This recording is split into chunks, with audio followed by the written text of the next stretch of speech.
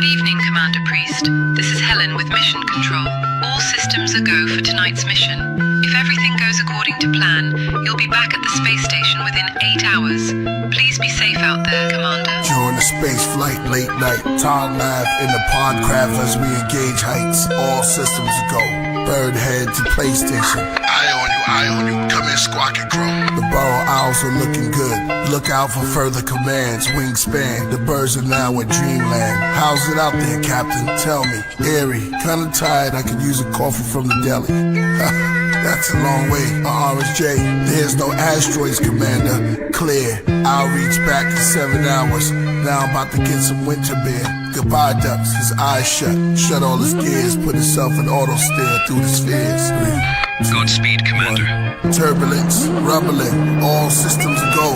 Get up quick, crew grab control. Hold, levels up, the ship turns sideways. Gaze the nebula, it's beautiful. Alarms ringing, horn shouting, sprinklers go off. The god is rerouting, the crew shouting, trying to keep balance. A great explosions to silence. Mission Control to Priest, this is NASA. Can you hear me? Come in, Priest. We're losing your signal. I can't tell if he's still or moving. Space woman of the crew screams. Our voice cups as we split up. I'm being pulled by this blue beam. Consciousness losing, but I got my camera on me. Suddenly I get a feeling so soothing. At the same time remembering to put my camera on 4D. It's foggy. In the plains I see something I couldn't explain. It's strange, it looks like an object from World War III. I put my camera to my face and try to adjust the lens. Just then I was ushered in by this warm gust of wind. Eerie light storms, alien life forms touched my skin. I felt quite calm, a part of me trusted them. I stopped struggling, they showed me a life without suffering. Worlds without wars, no threats, no clashing of swords. They gave me a pill with this liquid that began to heal chronic illness and sickness. Seven seal, the will within the will quickened. We went up and over, felt the rush, higher, lower. They started speaking, I understood in English. There stood this tiny alien next to an 8-footed phoenix, next to an 8 with goat horns. They spoke on photons and protons, and how ancient life prolonged, how life existed with the Dogon. Showed me the difference between the blizzard and the snowstorm. Molten glass so strong, and molten iron pouring through Orion, raining on the planets. On my knees praying, start saying all commandments. They said start standing, we have the cure for all disease, hatred and famine. Let us all take a seat, we're preparing for landing. Repairing what's damaged, body tissue, mental issues, depression, infections, affection, corrections, new directions, no addiction, prescriptions, more wisdom, and the vision. Save the children. We landed on the planet, looked abandoned, but beautiful, lots of canyons, trees with fruit for food, and good to eat. The day was cool, another ship landed. They bring one of my crew, space woman out. It feels like deja vu, on this planet that's new, and even from the Milky Way too. The alien said, you are us, and we are you. We came from the dust, small as particles. My space woman running closer and closer. They said, let us give you one more jewel.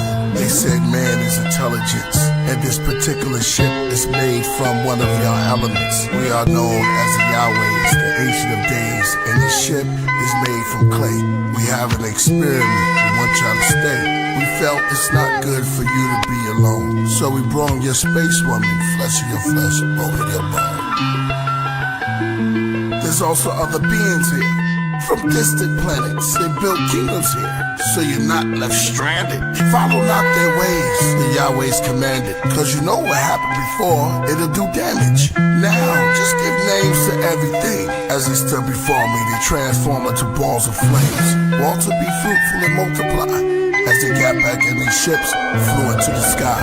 At the same time, the space woman arrived. She asked Captain, what happened? I shipped the explosion that moment. Contact with no one back then. She said I was led up this golden path by this soft light.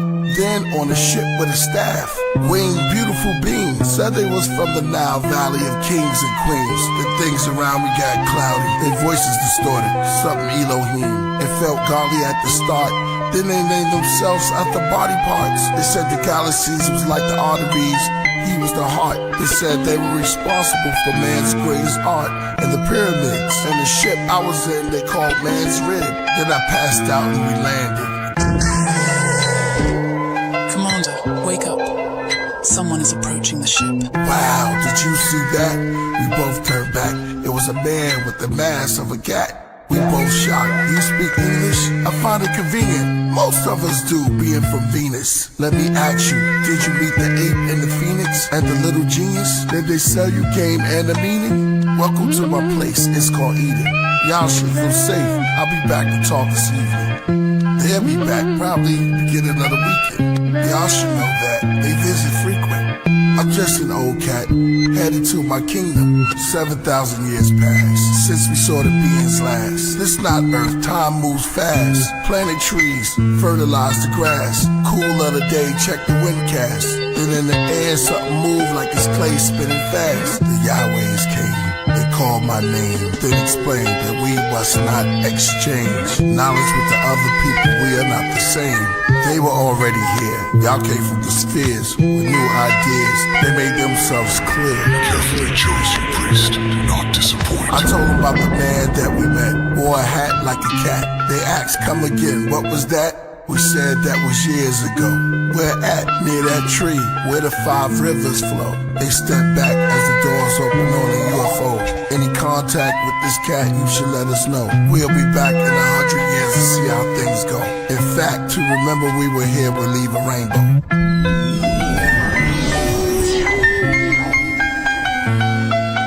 Alert as we ever been. I wrote my name in the dirt. Space woman did the same, she wrote Evelyn. I said Evelyn, I call you Ev. Then named myself one of the elements, then went to bed. Woke up in the morning and saw snakeskin shed. The cat came back, take off the cat mask. At last he will reveal himself, gorilla help. A shiny ass, brick fruit in his hand. Ninja boots he stands, within the group to advance. I see you met the cat. The serpent said, we are all the beings in the zodiac. You are visitors, I have trivias. Taurus and the goat, Egyptian gods from far. For instance, from a distance, Horus scopes, Abraxas rooster crow. This wall fragment uses codes, those thoughts. On course, north, east, west, south. Past and present event reports. Acronym for newspaper, figured out. Another story for the winged people. Saga, the Naga, Nada, Kabbalah. Or the itsy-bitsy spider up the water spout. The mothership returned with a couple concerns. They landed about dusk to discuss what we learned. There was 3 of them and 3 of us. The snake said, I'm glad we're meeting up. They faced red as the evening shut. The snake asked, had you told them how the knowledge was lost? They said no. Well, I'm here for support. They wouldn't know good and evil unless it was taught. It's a diet. Try it. Here's a spoon for resource. Now stir it in courage with a tuning fork. The spoon and the fork, that's food for thought.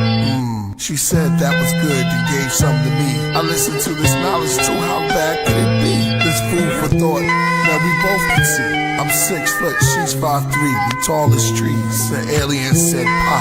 Pa replied to Messa. Messa said they're like one of us gods. Then Tanya said they must leave our yard. The knowledge that you feed off, you now starve. At odds, we all learned their names. Winds blew, thunder, did it rain? They commanded. All 3 of us be banished. The snake and me and my companion. Raining blood in the place was the name as the same as the God that was blaming us. Nessa and Pa and Tanya, in the gods we trust. Plus, this yard was named after us, Mesopotamia. Other gods named Ka, Ra, and Af came in their place after they left. We said their names but replaced it. Af, Ra, Ka, ascending master. Neutrons, quarks, but atom was the mineral I named myself after. Allegory, subliminals is the original chapter.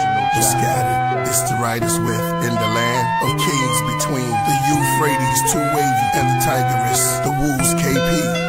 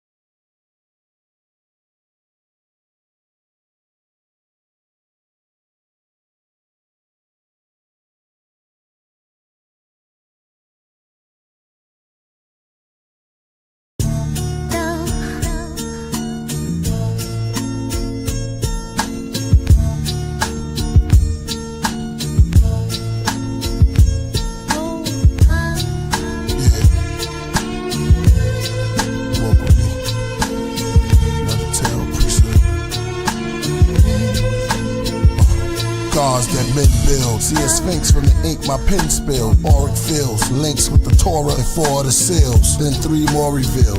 That makes 7 the heavens. Broke open with omens, peasants begging and savages. Chariots, horses and wheels. Over corpses left in the hills. Is in Lil Shaitan, the serpent administrator to Israel. Was Enkidu the one with the fruit that spoke in Hebrew? Or was he Jesus too? Trees in the garden was 2. Was the oldest teacher Sophia? Ishtar, Easter, reminisce the feminine. Stars over Giza, the power of the ether. Tiamat, the rulers with the G on top. The woman has a G-spot, the skeleton Kia locks. Who spoke to Moses as the burning bush? Mistaken as a pharaoh, so that confirmed his looks. The beginning of these pharaohs, a lot concerning Cush. Who's this person in the book?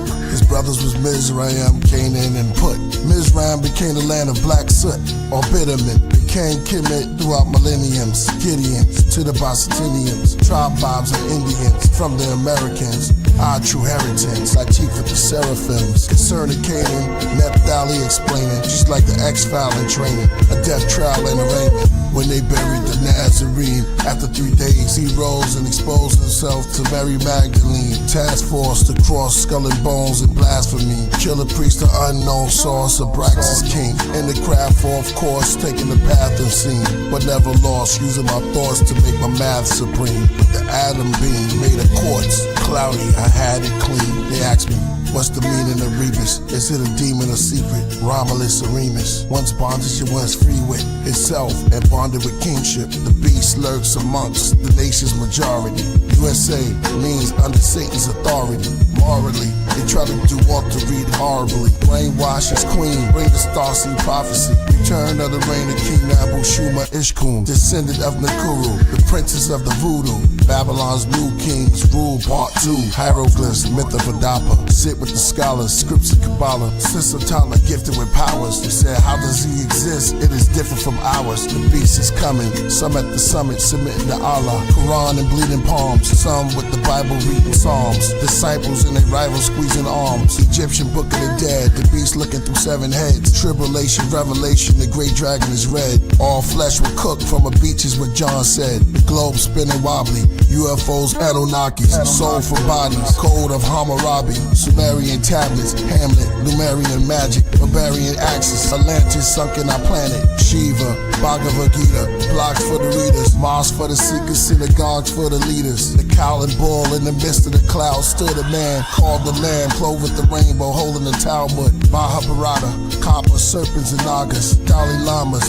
Virgins. Turbans and mantras. Unholy sermons while the servants worship the monster. The Indian Vedas meditating when we in nature. Then I put my pen to paper, then descended to vapor. Only to be heard through wind and smelled through savors. And felt through gins and cells that labor. Recognized through spells and wise tales from neighbors. King Hezekiah destroyed a winged serpent of fire. Angelic creatures described by his writers. Edom, evil empire. Falls in the chapters of Obadiah. Destroyed by Jehovah Messiah. He rolls down the stream peaceful.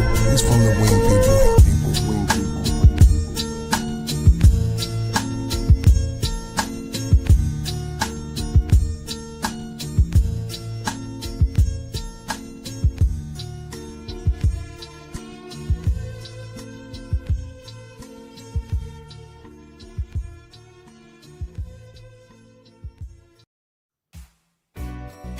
This is Jody with your weekly video on the Esoteric News, where ancient knowledge meets current events.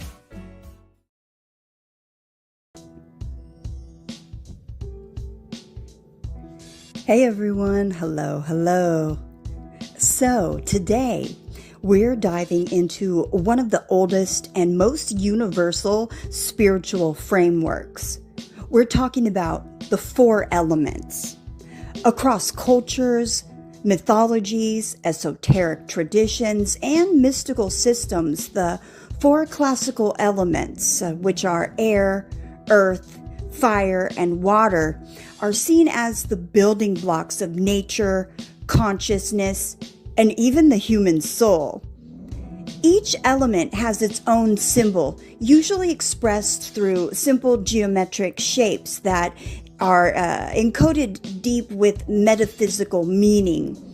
Number 1, we have air, the breath of life, the mind, the invisible currents symbol.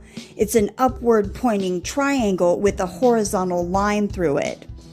In alchemy, this symbolizes life force, heat, wetness, and the ethereal realms. Air is the element of thought, intellect, and logic. Breath, prana, chi. Clarity of mind, communication and self-expression, as well as freedom, new ideas, and imagination. Air is the invisible force that animates life. Throughout spiritual traditions, the breath is considered the most immediate gateway to the soul. In meditation, it calms the mind. In magic and ritual, it represents the power of intention. When air is balanced, you think clearly, speak truthfully, and move through life with curiosity and openness. When the air is unbalanced, you feel scattered, anxious, indecisive, or even stuck in overthinking.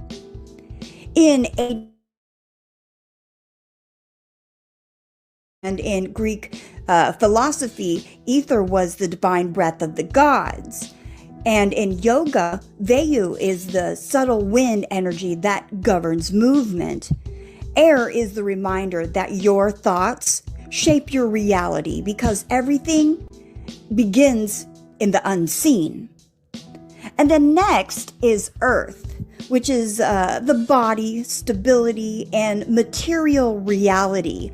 The symbol for it is the downward pointing triangle with the horizontal line representing solidity, groundedness, and the physical body. Earth is the element of strength, stability, and reliability. The senses, sight, sound, touch, taste, and smell, and manifestation in physical creation, as well as patience, discipline, and structure, and home, health, and prosperity. Earth is the slowest, the densest, most material element. It teaches the importance of rooting ourselves, especially in a chaotic world. When Earth is balanced, you feel grounded, secure, disciplined, and present in your body. On the other hand, when Earth is unbalanced, you may experience stagnation, resistance to change, or excessive attachment to the physical world. In many traditions, Earth is seen as the Great Mother, the womb that births all of life.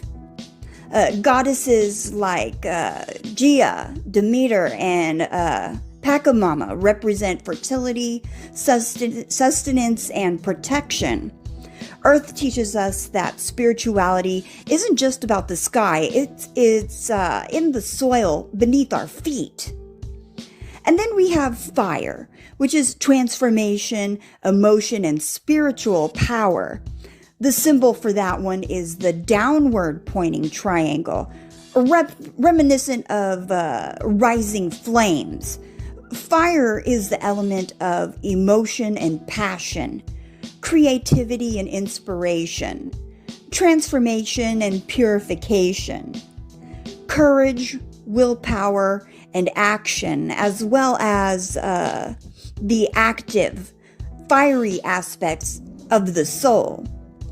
Fire is both a creator and a destroyer. It can warm a home or it can burn it down. It represents the dual nature of human emotion, capable of love, anger, desire, and spiritual rebirth. When fire is balanced, you feel motivated, bold, expressive, and capable of transformation. When fire is unbalanced, well, you may experience anger, impulsiveness, burnout, or emotional intensity. Prometheus brought fire to humanity, and in Hinduism, Agni is the sacred flame that carries prayers to the divine. And in alchemy, Fire is the force that transforms lead into gold, symbolically turning the human soul into something more refined. Fire asks us what needs to burn away so your true self can rise. And water, which is emotion, intuition, and inner flow. The symbol for that is the downward pointing triangle, symbolizing the flow of water towards the earth and into the subconscious. Water governs intuition, psychic ability, and inner knowing, emotional depth and healing, compassion and empathy, dreams and the subconscious mind, as well as creativity, fluidity, and adaptability.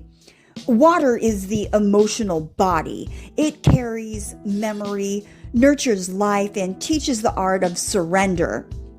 When water is balanced, you're compassionate, emotionally aware, intuitive, and spiritually sensitive.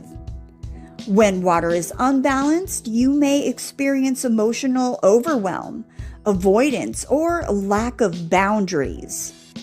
In many creation stories, life begins in the primordial waters. Goddesses like Yamaya, Isis, and Tiamat represent the deep, nurturing, mysterious nature of the sea. Water whispers flow with life rather than fight it. The elemental symbols, the language of geometry. Each element's triangle conveys spiritual truth. Upward-facing triangles, like fire and air, are masculine, active, expansive energies. And then the downward-facing triangles, which is water and earth, are feminine. They're receptive, grounding energies. Together, they create harmony, balance, and wholeness. Some esoteric systems even combine triangles, like water plus fire, the Star of David, union of opposites, air and earth, cycles of breath and embodiment. All four elements, the material world plus the spiritual world, in harmony. The symbols may be simple, but the meaning, they're infinite. The key teachings across mystical traditions is this: the four elements don't just exist in nature, they exist within you. Your air is your mind and breath. Your earth is your body and structure. Your fire is your passion and transformation, and water is your intuition and emotional flow. When these elements are balanced, you live in harmony with your true nature. So, as we close today's video, take a moment to feel each element within you. Your breath, your body, your passion, your intuition. You're not just separate from nature, you are nature. So yeah, thank you for joining me on this elemental journey. If this video supported your spirit, share it with someone who may need some wisdom today. And as always, stay grounded, stay inspired, and stay connected. All right, everyone, take care. Peace.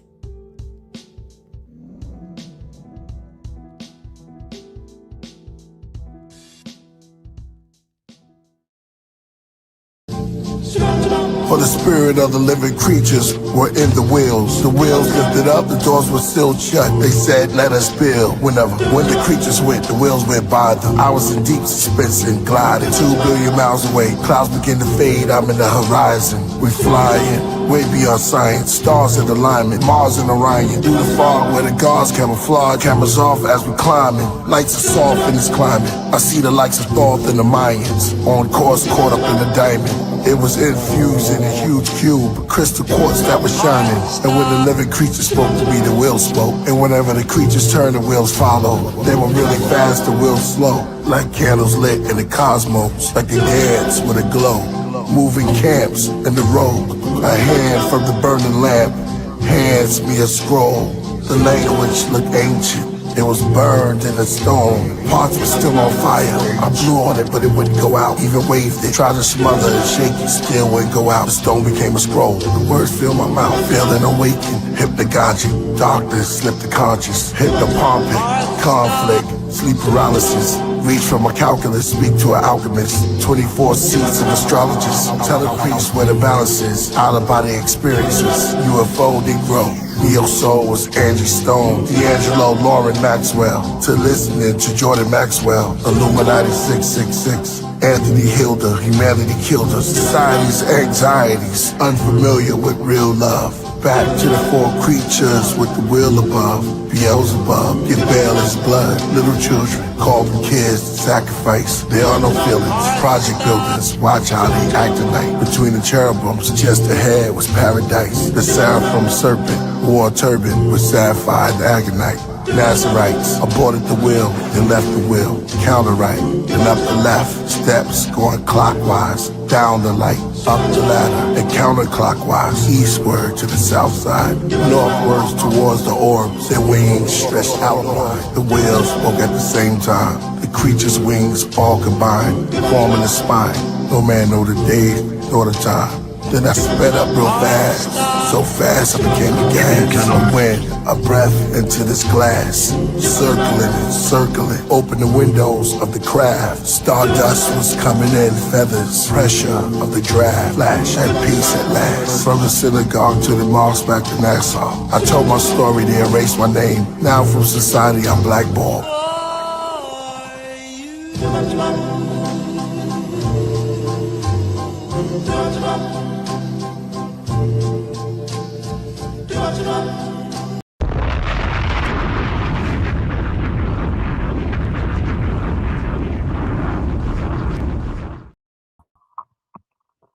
Peace and blessings to the family. Royal Priesthood Wednesday, Wu-Tang Wednesdays. Your brother Knowledge won't allow holding it up on this Royal Priesthood Wednesday. The first Wednesday in Taurus season. It's Earth Day. You understand what I'm saying? So shout out to the Tauruses. Shout out to Jody Southworth, Michelle go running for channel. Masterful esoteric news. But I know what y'all here for, so I ain't gonna keep it. You understand what I'm saying? It becomes my honor and privilege at this time to introduce some, present to others. The young earth creationist, a master, a teacher, a scientist, a researcher, a historian, and a daughter of the Most High God in the building. So it becomes my honor and privilege at this time to introduce some and present to others, and welcome back to Royal Priesthood Wednesdays. I'm honored to receive her today. Queen Naphtali of Naphtali New School of Thought in the building. Hey, thank you so much. It's an honor to be here. Thank you so much for allowing me on you all's platform today. Most high bless to you, Knowledge Born. How are you doing today? You. I'm glad. I am glad to be here. Like they're like, where Naphtali at? Stop talking, Knowledge. Okay, be quiet. I want to hear the young earth creationist in the building. So yes, I want to talk to you guys, and you brought up a really great big deal about the fact that it is Earth Day, and we're going to be talking about the age of the Earth. I know it sounds far-fetched. I know it sounds crazy to believe that the Earth can only be 6,000 years, but not only will I be going into the Bible, I will also be utilizing science, and I also will be utilizing my favorite, which is history, as well as the esoteric. So I had to put it all together, wrap it up into a bow for you guys, and break it down for you. So if you're ready, we can hop right on into the presentation. Unless you have any questions for me, we can hop right on into the presentation. I did have just one question. One, like, what was it about the Earth's age that intrigued you to go into her study? Oh, yeah. So, my background, I started off as a Christian, and then I'm, evolved into creationism. Started to learn more about, I love science. I'm a big nerd. Okay. I'm the biggest nerd ever. Love dinosaurs, love all of that. So came across something called creationism, and they actually bring alive the biblical narrative and how the Bible matches what science says. It complements. It doesn't go against. And then I started to learn more about evolution, and I learned about how evolution is not science. Because if we're going to talk about science, science matches something called the scientific method. If we really evaluate evolution, it does not match the scientific method, because the scientific method has to be recreated within a laboratory. You should be able to recreate it. And Right. you start off with a hypothesis, and then you have a conclusion. Right. And it needs to be observed. Evolution requires you to believe in it. So that's the problem with evolution, is that you have to believe, because none of this stuff no one has seen. And I'm going to showcase and prove to you guys, not just with, hearsay, but actual scientific sources that disprove this whole theory about the old earth. Okay. And also the hidden meaning and the hidden message behind why they're doing what they're doing.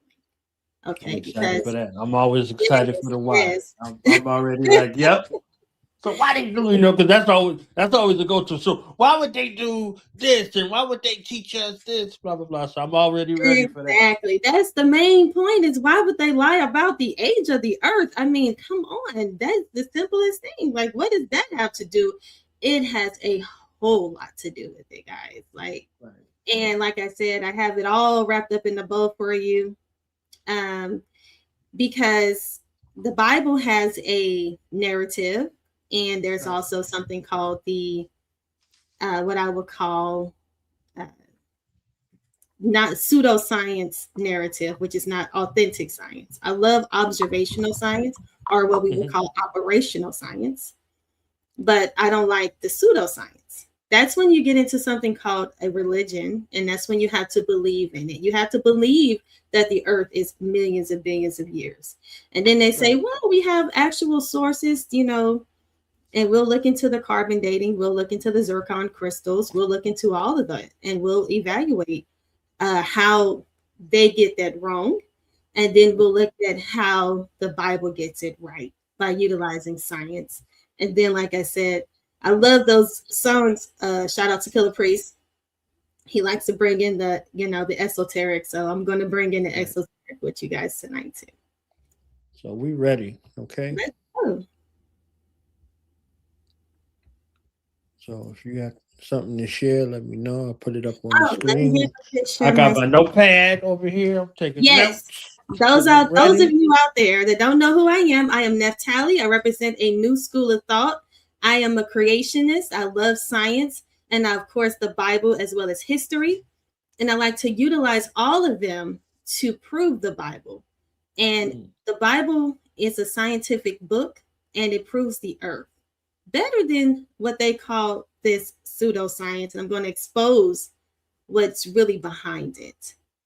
So let's get started, guys. I hope you guys have your notes, pen, pad, and a paper. Oh, push the button. If they ain't got it, it's on them, okay? Hey, they're going to learn today. Watch it again. Please like and, subscribe to my brother Killah Priest Podcraft. Yeah. And, of course, Knowledge Born. And, hey, check me out, too. I'm Naphtali, New School of Thought. But let's get ready to go. All right. Had some fun putting this together. I love having fun. Can you see my screen? Yes, ma'am. All right. Let me see. Looking at my stuff. Okay. So this is an Age of the Earth presentation. We're going to talk about how old is the Earth really. Let me shout out to AD. AD in the building. You done did something. AD pull up. Okay.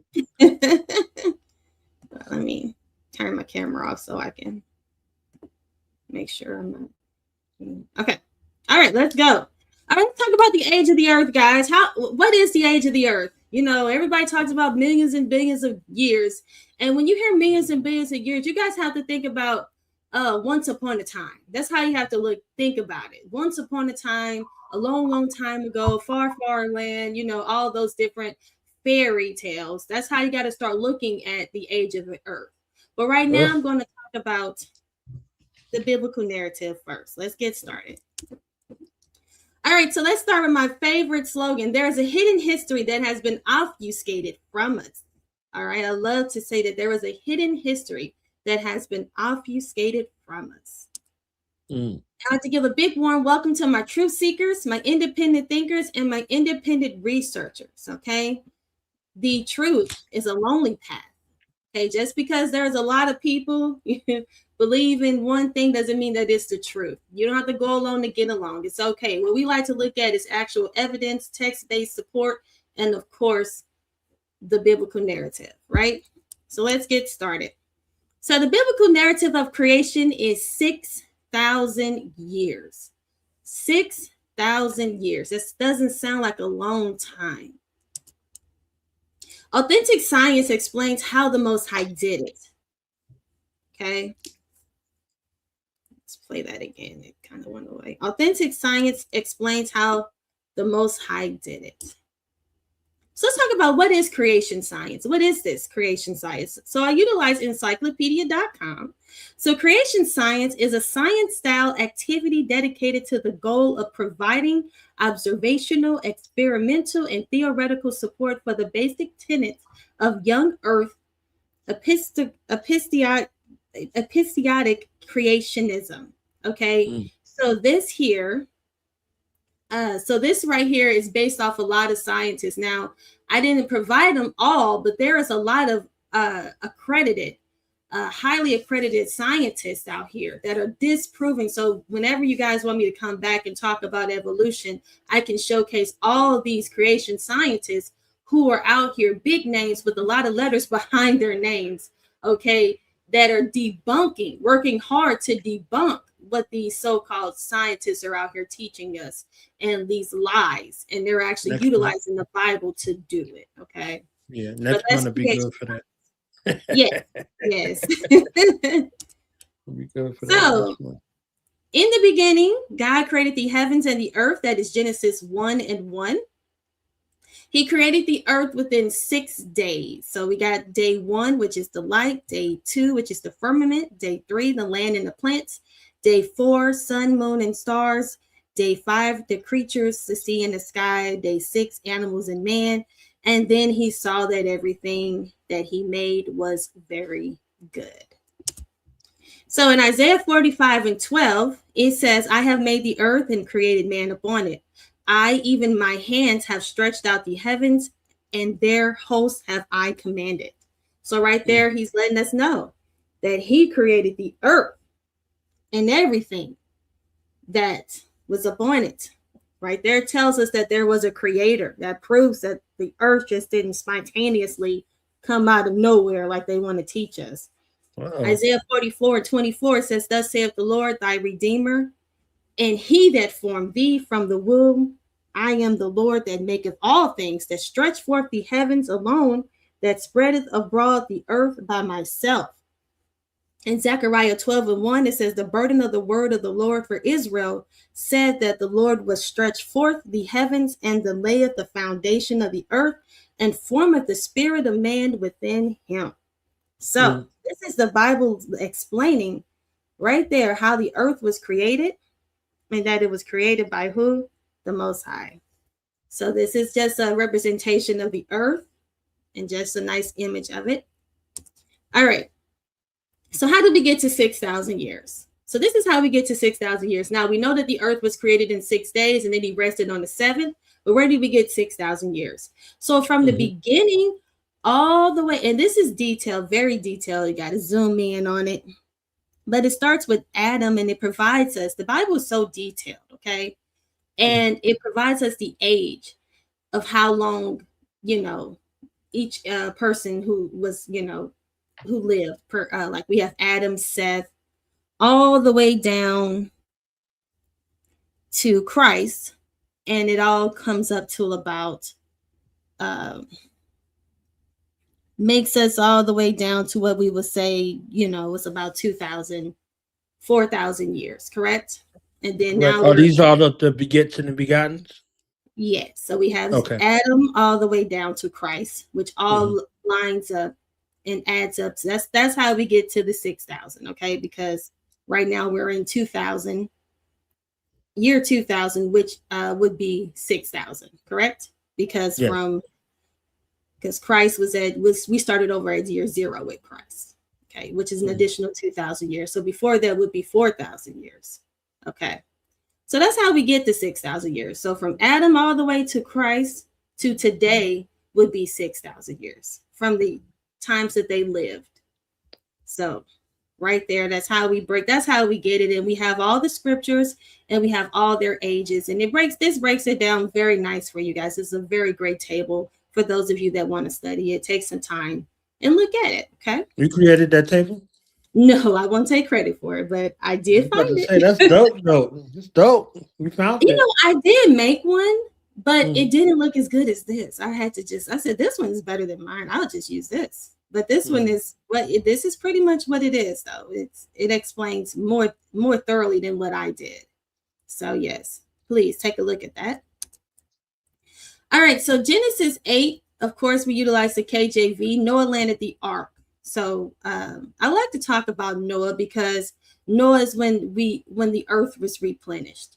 So at the beginning, it was Adam and Eve, and then the Most High destroyed everything with the flood, and then everything was rebuilt with 8 people. So people look at that number and say, not rebuilt, but rebuilt and repopulated with 8 people. People look and say, that doesn't even sound right. How do you get 8 people to 8 billion people?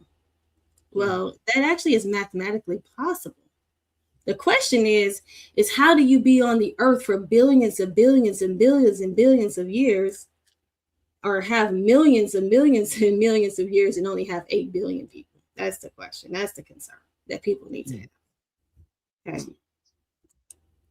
So before we get into that, let's talk about this. So in the book of Enoch, specifically within the apocalypses of the weeks, so the book of Enoch also lets us know, it further confirms what the biblical narrative says, that there is 7,000 years. Okay, so the book of Enoch complements the Bible. So the Bible speaks of 6,000 years, and then of course Christ reigns on the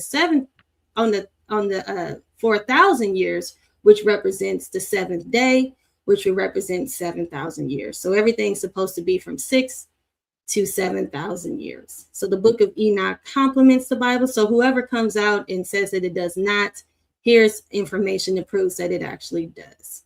I've heard someone say that. Okay. So they would try to use it to say it's a contradiction? Yes, they would. Okay. And it's not. All right. So let's talk. Huh? I'm walking with you, so. Yes, please. Please. And if you have any questions, please ask. Don't hesitate. Okay, so here we go again. Like I said, so there are 7 days of creation. This is one thing that I love, is to talk about the week. The week that we have a 7-day week, and there is no explanation other than the Bible as to where we got this 7-day week from. So right now, even though people want to talk about they're atheists or they're agnostic or they don't believe in the Bible, but guess what? You're utilizing the biblical narrative of the 7-day week, which is 6 days we work and then 1 day we rest. But even however you put it, they're utilizing 7 days. Now, I've watched someone speak on like the Egyptians, and they had a 10-day week. And so a lot of people, or a lot of countries, do not believe in the Bible, right? There's a lot of, people that believe in Islam or Buddhism or believe in Hinduism or, just different, or just, atheism or whatever. But guess what? They know, and then let me go back. I didn't even quote my source, all that. Let me make sure I let you guys verify that, because here is the Britannica, and it says the week period of 7 days, a unit of time artificially devised with no astronomical basis. So there is no astronomical basis. It's nothing to do with the stars, the moon, none of that. It says the week origin is generally associated with the ancient Jews and the biblical account of creation. So they're letting you know, this is from the Britannica, this is an accredited source, that there is no reason, no other justification. You can't just say like how, it takes 24 hours for this, the sun and the moon, all the different stuff. There is no astronomical basis. Only reason why we have a 7-day week comes from the Bible. Now, why do I make a big deal about that?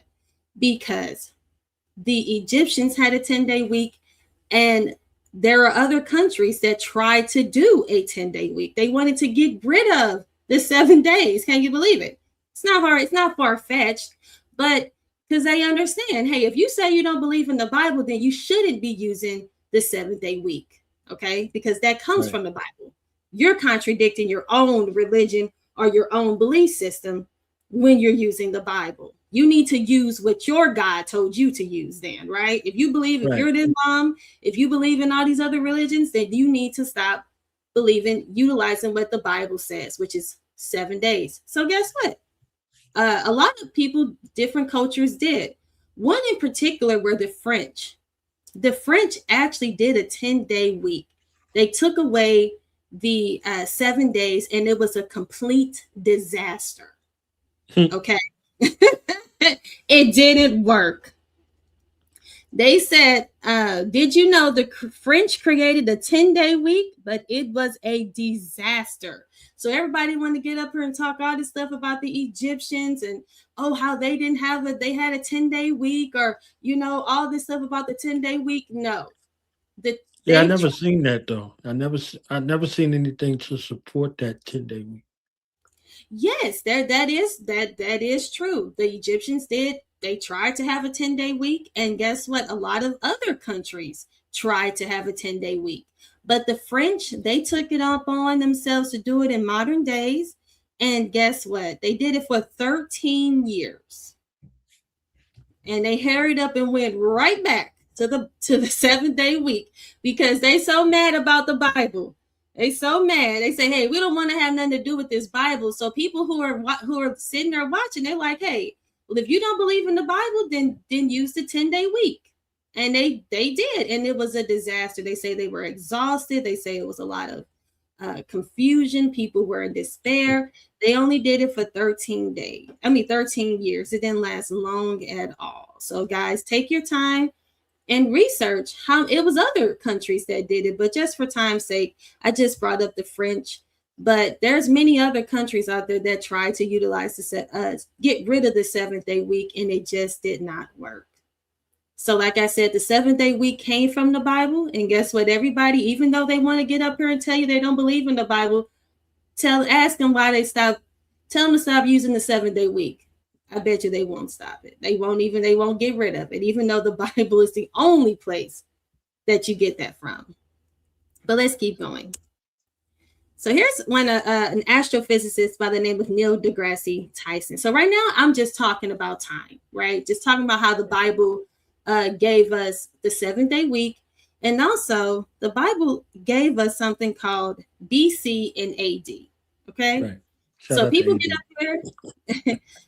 up here and they talk about, they don't want to believe in the Bible. And these pseudoscientists talk about how they don't, want to utilize the time of Christ. So they say, well, get rid of the BC and the AD.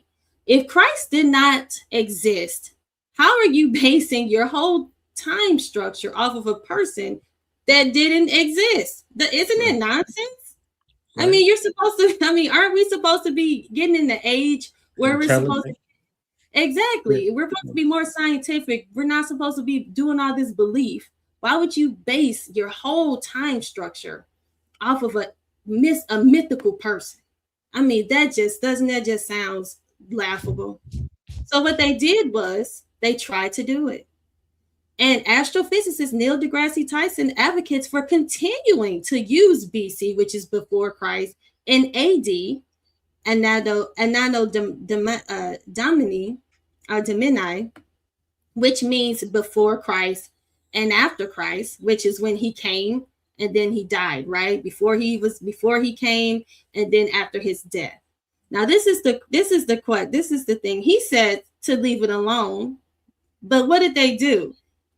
They tried to experiment to get rid of it, but instead of getting rid of it, they just took away BC and put BCE and put CE. Or before Common Era yes. Before Common Era. Okay. But it's still based off of the time of Christ. Right. But you see how they're playing games Right. It's pretty laughable. Again, they still are utilizing his timeline, is what I'm saying. They're still utilizing the biblical timeline. And astrophysicist Neil deGrasse Tyson had to admit, hey, we can't get rid of it because it just works too well. So all these people that want to get up here and tell you, oh, don't believe in Christ, I don't believe in the Bible. But guess what? Right now we're in year 2000. Why are we in year 2000? Because this is 2000 years after Christ's death. Okay, this is AD and then BC. But instead of changing it or rearrange or getting rid of this, nonsense, right? This mythical thinking, they just put BCE. So they just put an E on the end, and then they put CE. It's still the same thing. You see how I just want you guys to see what they're trying to do. They're trying their best, but they just can't because the Bible is just too right. It's just too perfect. And these are just really simple, fun facts. I'm not even getting into my real meat and potatoes. Okay, guys, it's just an appetizer, but let's just keep going. All right, so according to Britannica, the civilization is generally considered to be about 5,000 to 6,000 years. So civilization is 5,000 to 6,000 years. So not only did we get the week that's 7 days from the Bible, not only are we utilizing the time of Christ, which the BC and the AD, but civilization is only 5,000 to 6,000 years, which is how old the Bible says everything is. Okay, the age of the earth is what? 6,000 years. So the oldest civilization is 5,000 years. Again, it all aligns with the Bible. But people want to tell you otherwise. But when we look at not only the 7-day week, which we utilize today, the biblical time, the timeline of BC and AD, we're still utilizing that today. And guess what? The oldest civilization is 5,000 years, which goes right with the biblical narrative. But let's keep going. And the math ain't mathing. I like that. Say that with me. Math ain't mathing. What do I mean by the math? The math ain't mathing. Okay, let's go. All Somebody lying. Somebody lying. Because look at this. Billions of peoples and thousands of years. I mentioned that to you guys just a second ago. So let's talk about this. So mathematically, it is possible for 8 people to produce a population of 8 billion people in 4,500 years. What am I talking about? So after the flood, which is about 1,500 years after, with Noah and the ark, was 1,500 years after creation. 4,500 years, they said it is mathematically possible for those 8 people to create the population of the people on the earth today. So if it's possible for us to have 8 billion people in 4,500 years, where is all the people that were supposed to be here in the 300 million years? It's supposed to be what? Quadruple, or even, it's supposed to be a whole lot more of us. What happened to that? If we speak scientifically, do you get what I'm saying? It's supposed to be man's supposed to have been here for 300 million years. Okay, 300 million years. I'm sorry, 300,000 years. I didn't mean to say million. I don't know. I got the note too. 300,000 years, excuse me. Man is supposed to be here 300. And we're going to talk about the koi sign. I have them coming up. I don't know why I said 300 million. I got the koi sign coming up. Man's supposed to came 300,000 years. How, if within 300,000 years, we're supposed to have right here. So I got it right here. It says, we know from the Bible, however, that around 2500 BC, 4,500 years ago, the worldwide flood reduced the world's population to 8 people. But if we assume the population doubles every 150 years, we see again that starting with only Noah and his family in 2500 BC, 4,500 years is more than enough time for the present population to reach 6.5 billion. It says evolutionists are always telling us that humans have been around for hundreds of thousands of years.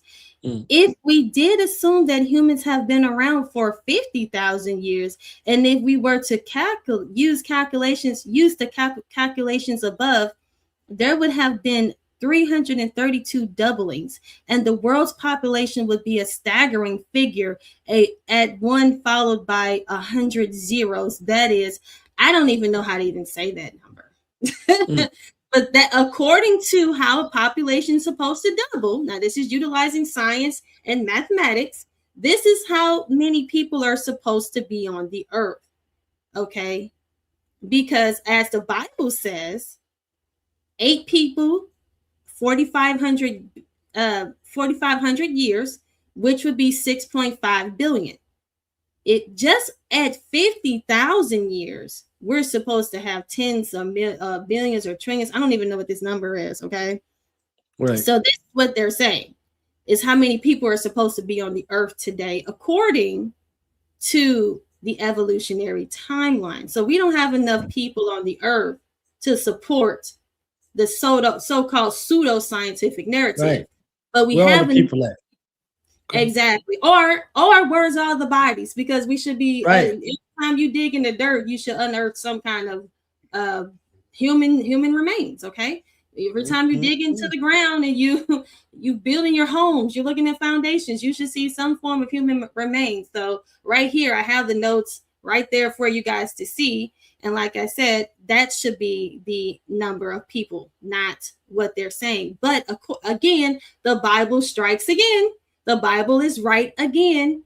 With the 4,500 years, the population fits perfectly. So if anybody come up to you and say, that doesn't even make any sense, 8 billion people can't even be made within 4,500. No, it fits perfectly with 8 people within 4,500 years. What you need to be asking is where all the people within the 300,000 or the 350 to 300,000 people, 300,000 year narrative, excuse me.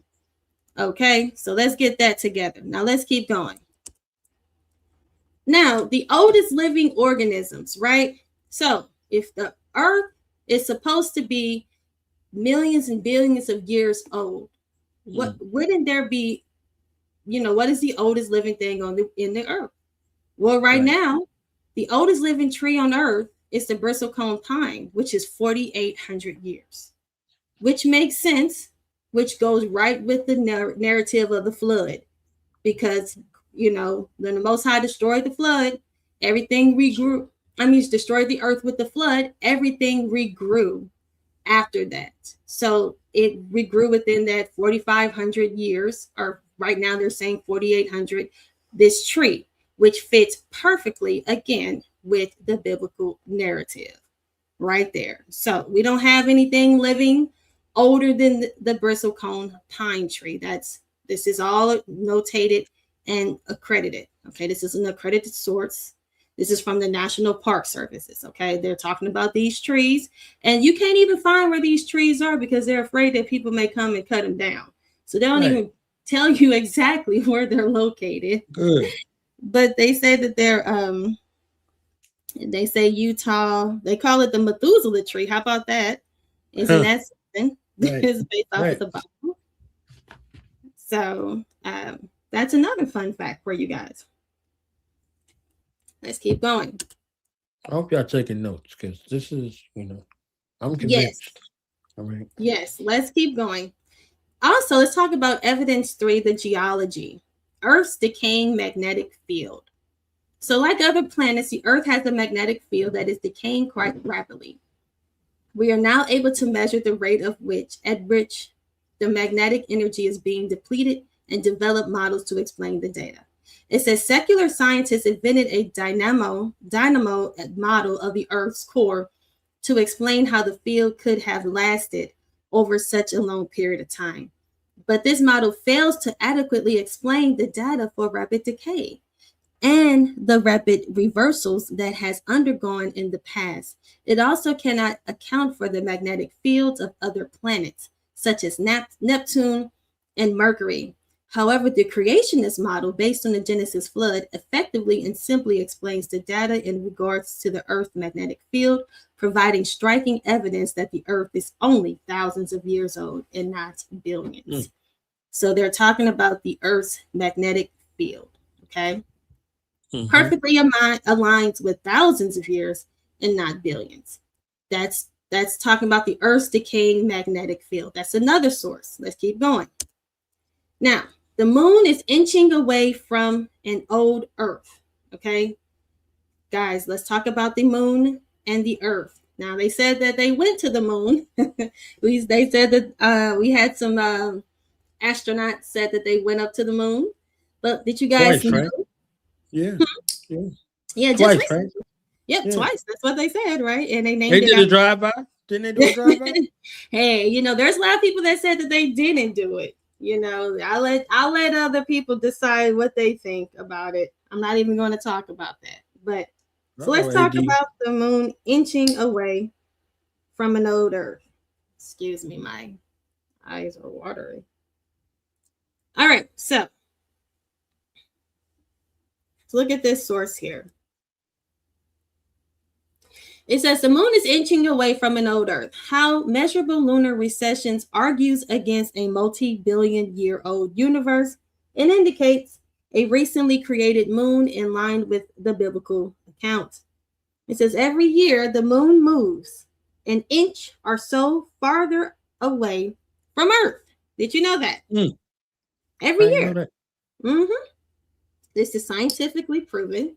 This is nothing based off of people's feelings, emotions. This is actually based off of real science. How they measure it? How are they measuring it if they didn't go? All right, let's take a look at the notes. It says every year the moon moves an inch or so farther away from the Earth. It may not seem like much, but that tiny movement puts a big limit on the moon's age. It says, how old is our moon? It says the Bible says God made the moon on day 4 of creation week.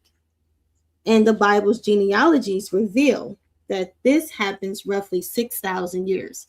But that's not the story we hear today.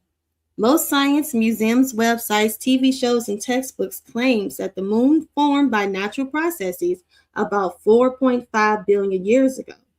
How do we resolve such vast differences? All right, it says, first, let's discuss why the moon is moving away from the Earth. Okay. Sorry, guys, I have put this oil in my face and it's in my eyes. Okay. First, let's discuss why the moon is moving away from the Earth. So let's answer your question. It says the moon's gravity causes the Earth's oceans waters to bulge towards the moon. As the Earth rotates, parts of its surface moves in and out of the region of the oceanic bulging. This makes local sea levels rise and fall in tides. However, as the Earth rotates under the bulge, friction drags the bulge forward. This bulge exerts its own gravitational effect on the moon and accelerates it in its orbit, causing it to move away from Earth over time. It says, although it's been known for a long time that the moon should be receding from our planet, the Apollo lunar program of the 1960s and the 1970s allowed scientists to measure this process with great precision. Over the last 40 years or so, the moon average distance has increased by roughly 1.5 inches per year. So if we were doing this, if this was going on, like they said, so look right here. Let's look at what they say. Too close for comfort. It says precise measurement shows the moon is moving away from the Earth at a rate of 1.5 inches each year. That means it would have touched the Earth about 1.5 billion years ago. So the Earth and the moon cannot be 4.5 billion years old as the evolutionary time frame requires. Now, does that explain that? So the Earth, and according to, like I said, guys, you got to bear with your sister real quick. This oil is really burning my eyes. I do apologize. So it says here, the Earth should be touching the moon According to their narrative, they've known this for a very long time, right? So, according to this narrative, if the Earth was, 4.5 billion years old, the Earth and the Moon would be touching right now because it moves. What does this source say? It's moved. The Moon is inching away from the Earth every year. So, right there. That was a very fun fact. Scientific fact. Scientific fact. These are not, like I said, we're utilizing scientific sources. We utilize the Bible because I love to tell everybody the Bible complements science. It does not contradict. Okay. Science complements the Bible. It does not contradict the Bible. Remember that. Do not be afraid or ashamed of believing in the Bible and believing in science. It's just the thing is that we just don't believe in pseudoscience, okay? We don't believe in that. All right, so let's keep going. Now, let's get into part 2 of my presentation. Just give me 1 second, guys. We're going to talk about the age of the Earth according to pseudoscience. And what's deemed pseudoscience at this point? Pseudoscience is what they're teaching our children today. This is what you learn in the classroom. This is what you guys learn. We're going to look into the science. We just looked at the biblical narrative. We looked at how the Bible explains the 6,000 years, where we get the 6,000 years from. We looked at the oldest civilization. We looked at the oldest living organisms. We looked at all that good stuff. So let's talk about what you've learned at school, what they're teaching our children, and let's break that down. And then we're going to get into as well as the esoteric. So let's go.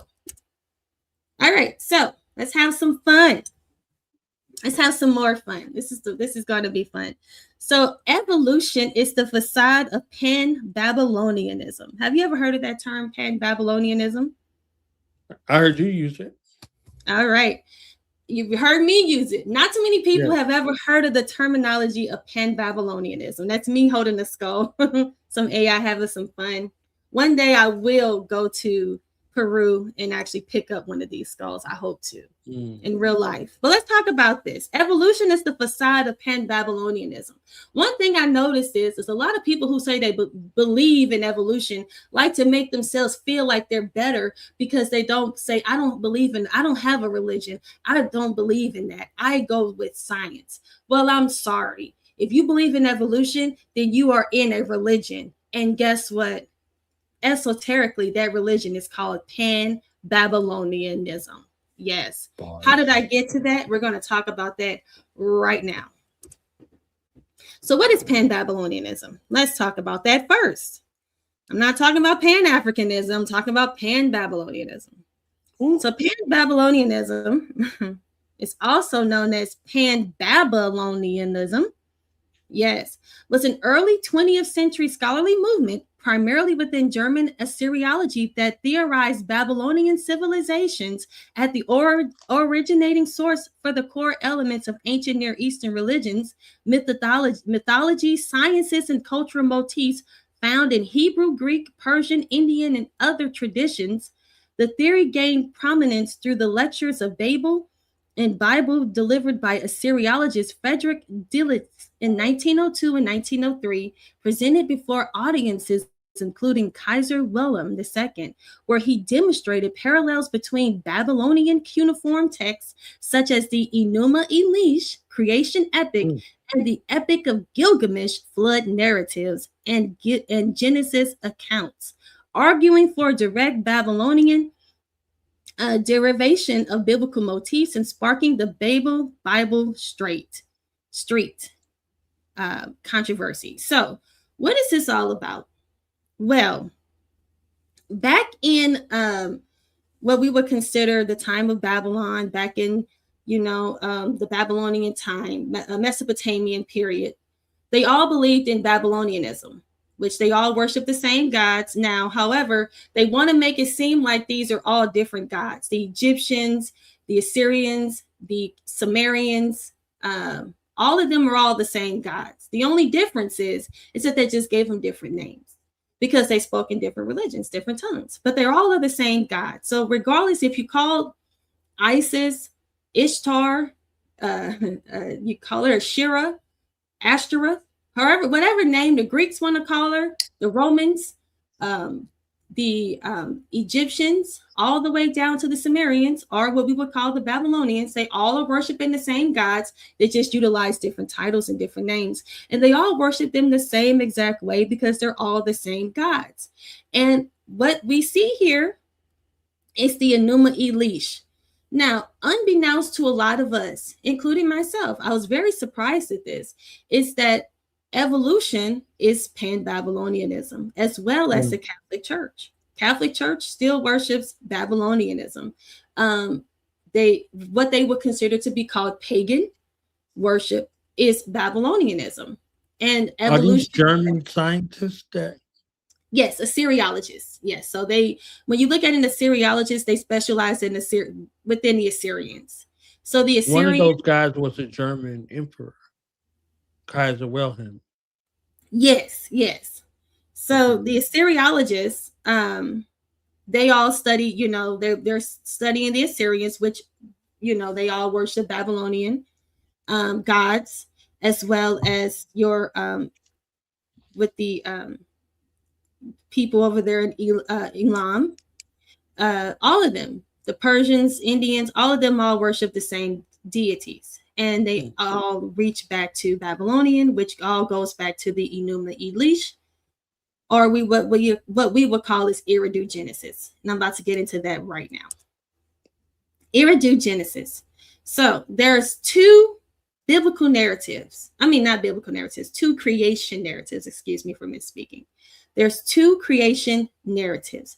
There's the Bible, and then there's Iridu-Genesis. So irregardless, if you don't believe in the Bible, by default, you're going to be believing in Iridu-Genesis, because just like they got a lot of these so-called evolutionists got pretty much all of their sources from what we would call Egypt. And Egypt is not the oldest. It goes back further. So if Egypt is a source, but they all go back to Babylon. It's pretty much what it is all about. And so they didn't come up with this stuff themselves. And we're going to take a look at that. So what is Iridu-Genesis?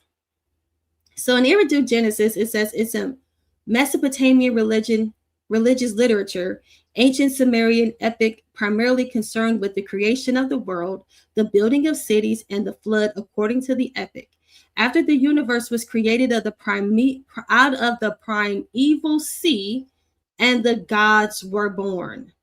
The deities fashioned man from clay to cultivate the ground, care for flocks, and perpetuate the worship of gods. All right, so Iridu-Genesis talks about a primeval sea. Now, this talks about who? Enki, Enlil, and Anu. These deities, right? So what makes this so interesting, and this goes back to Babylonian, is with the Anunnaki. Now, those of you that, are my truth seekers, my researchers, you all know that the Anunnaki are known for creating man from apes.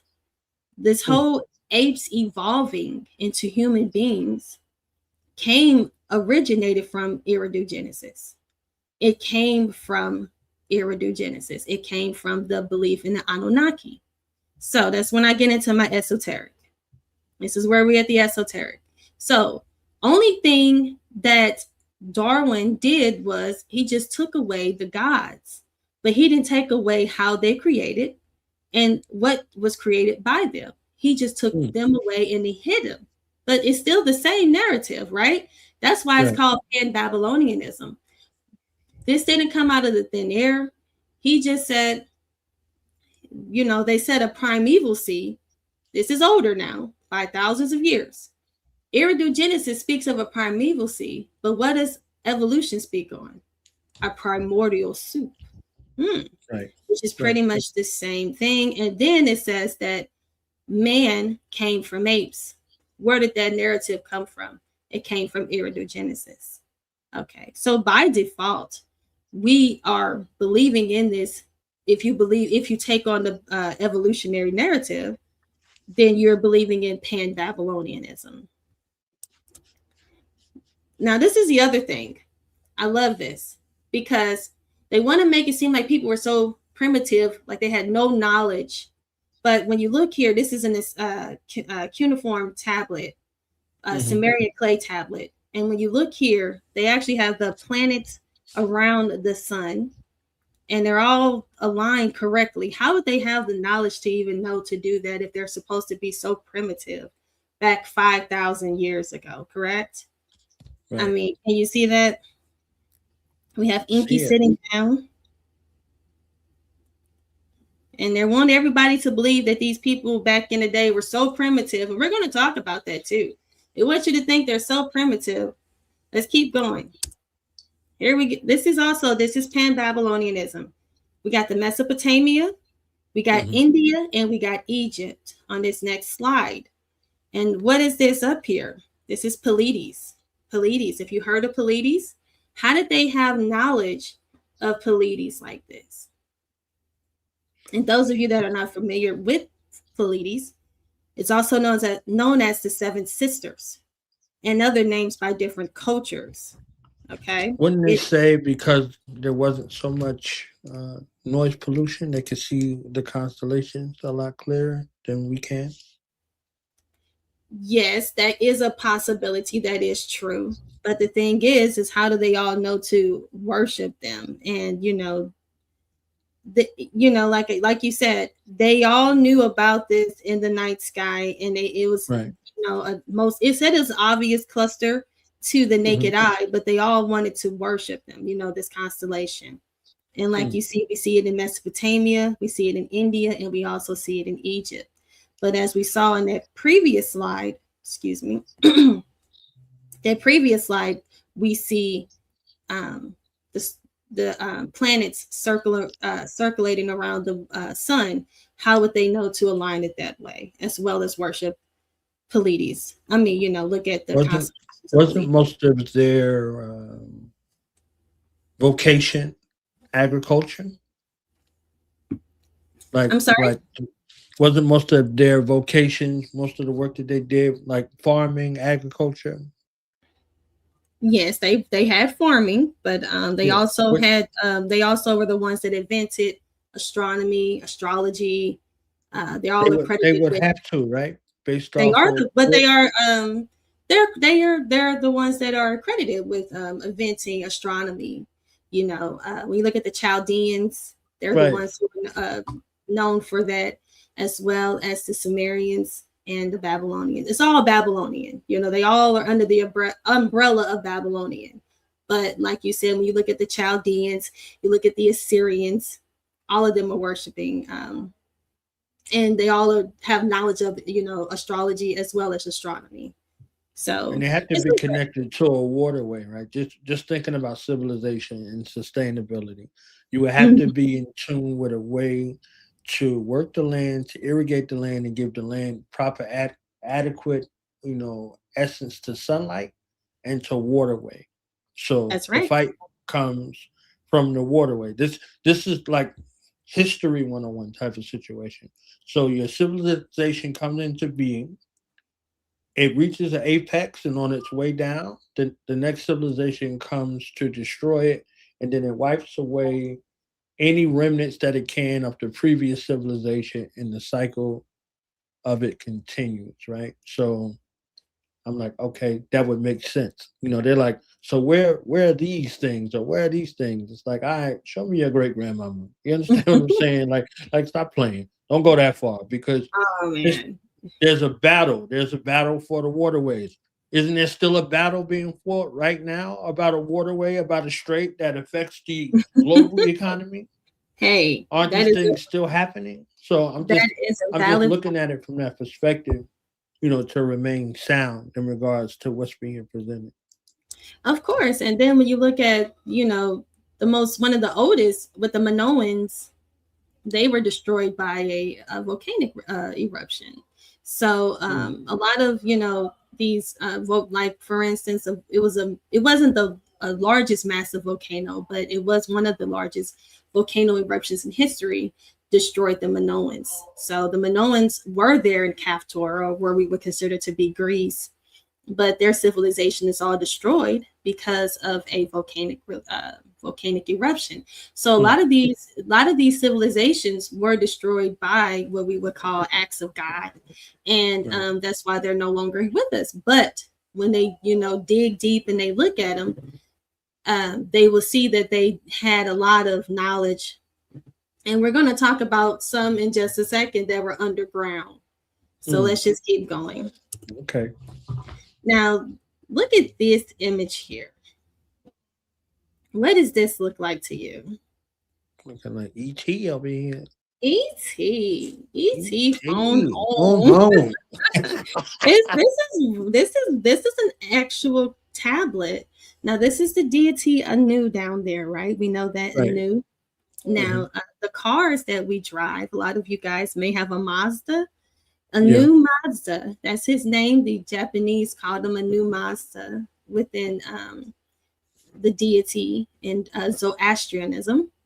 But as you see here, this is like a quick fun fact. As much as people want to think that, like the Bible says, there's nothing new under the sun. These people did not come up with ET off of the top of their heads or just being utilizing their imagination.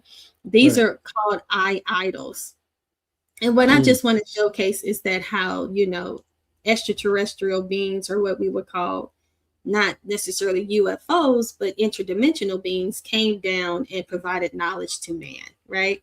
And this is called, and here it is right here. This is called idols. And they had a temple called the Eye Temple.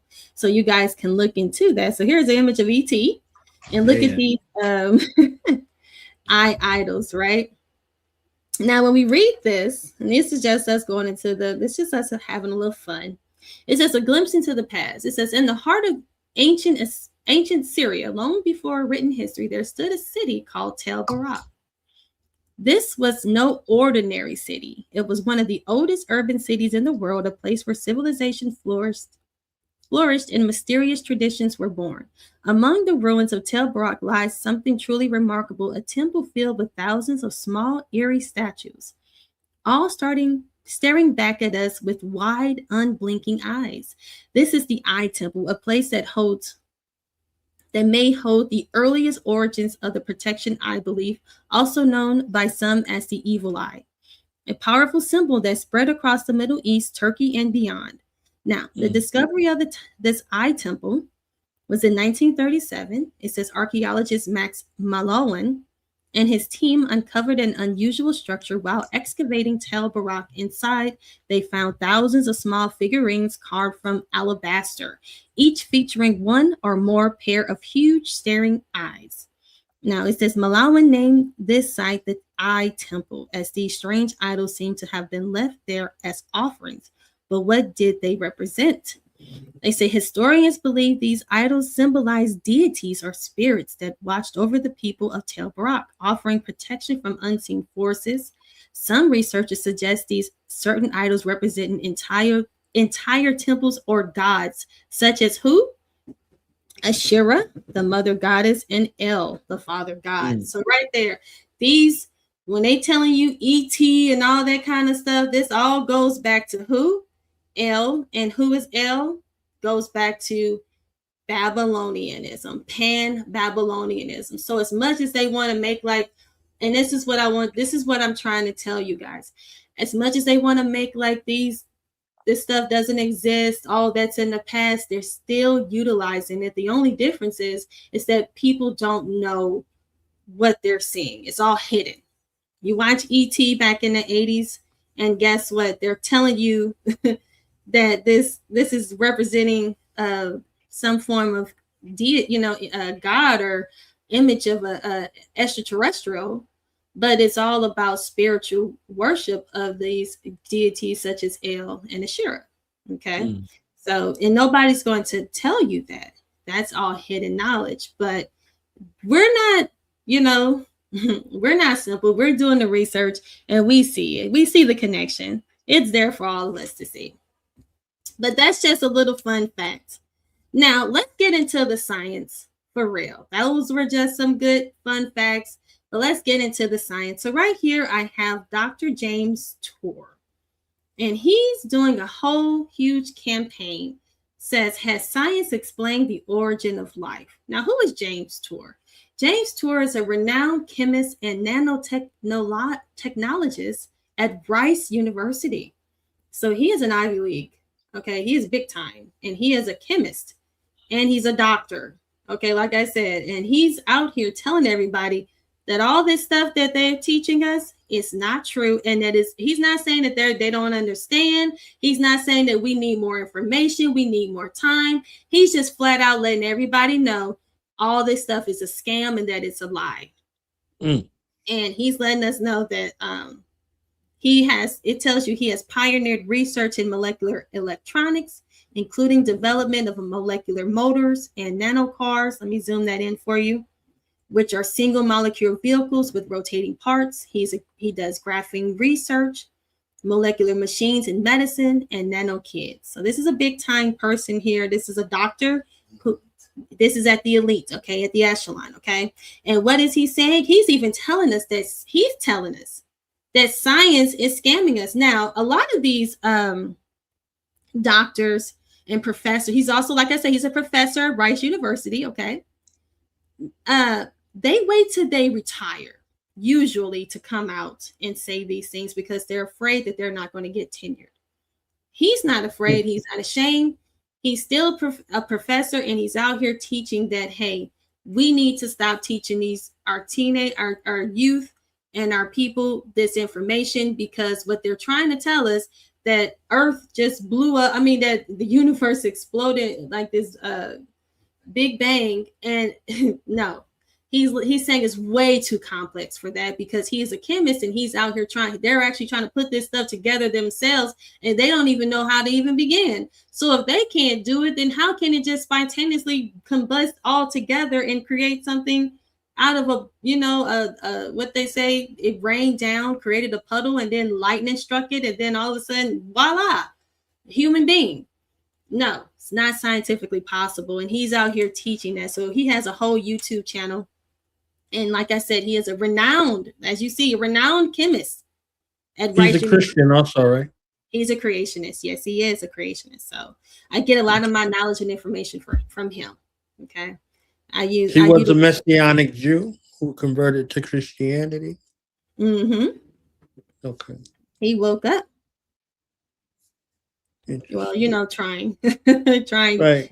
Trying to get it together. But we eat the meat and we spit out the bones. We get the information and we utilize it to support the biblical narrative, right? So let's keep going. Yeah, so he moved away from Darwinism, right? Around 2001. Okay. Yes, he removed trying to track with you. That's all. Yes, he removed it. He was a part of it, but then one day he woke up. A lot of people, if you are in school for as long as you are, mm-hmm. and you actually believe in what why would you think that these people would lie? You know what I'm saying? About, right. Flat out lie to you about the science, because science is supposed to be separate from religion. This isn't a debate about religions. This isn't, the organized religions like Islam or Christianity. This is supposed to be, separate. This is supposed to be science. But once they start to research it, once you start to get into all the information, that's when you start to realize that, hey, he says origins of life research is a scam. And the Bible, and he preaches and teaches more on the biblical narrative, and he is a creationist. So interesting. I will come back and I can teach more on evolution. But so how old is the Earth? For next month. Let's do it. Okay, so how old is the Earth? So according to science, the universe exactly is 13.77 billion years old. And they're actually they're debating on doubling that time period to 23 billion years, 26, excuse me. But we'll talk about that later. But let's just keep this. So it's believed that the universe is 13.77 billion years old, and the planet Earth is much younger than that. Current estimates put the age of the Earth around 4.54 billion years, give or take about 50 million years. So according to science, This is what everybody is taught. Now, I want to challenge that. I like to utilize something called time of the gaps. So a lot of people like to make a joke. A lot of scientists or people who don't believe in the Bible, agnostics and atheists, like to say that everybody likes to say that it was God did it, God of the gaps. They always want to say God of the gaps. People who believe in the Bible don't understand science, so they fill it in with God. God did it. But us in science, we don't do that. But they do. They utilize something called time.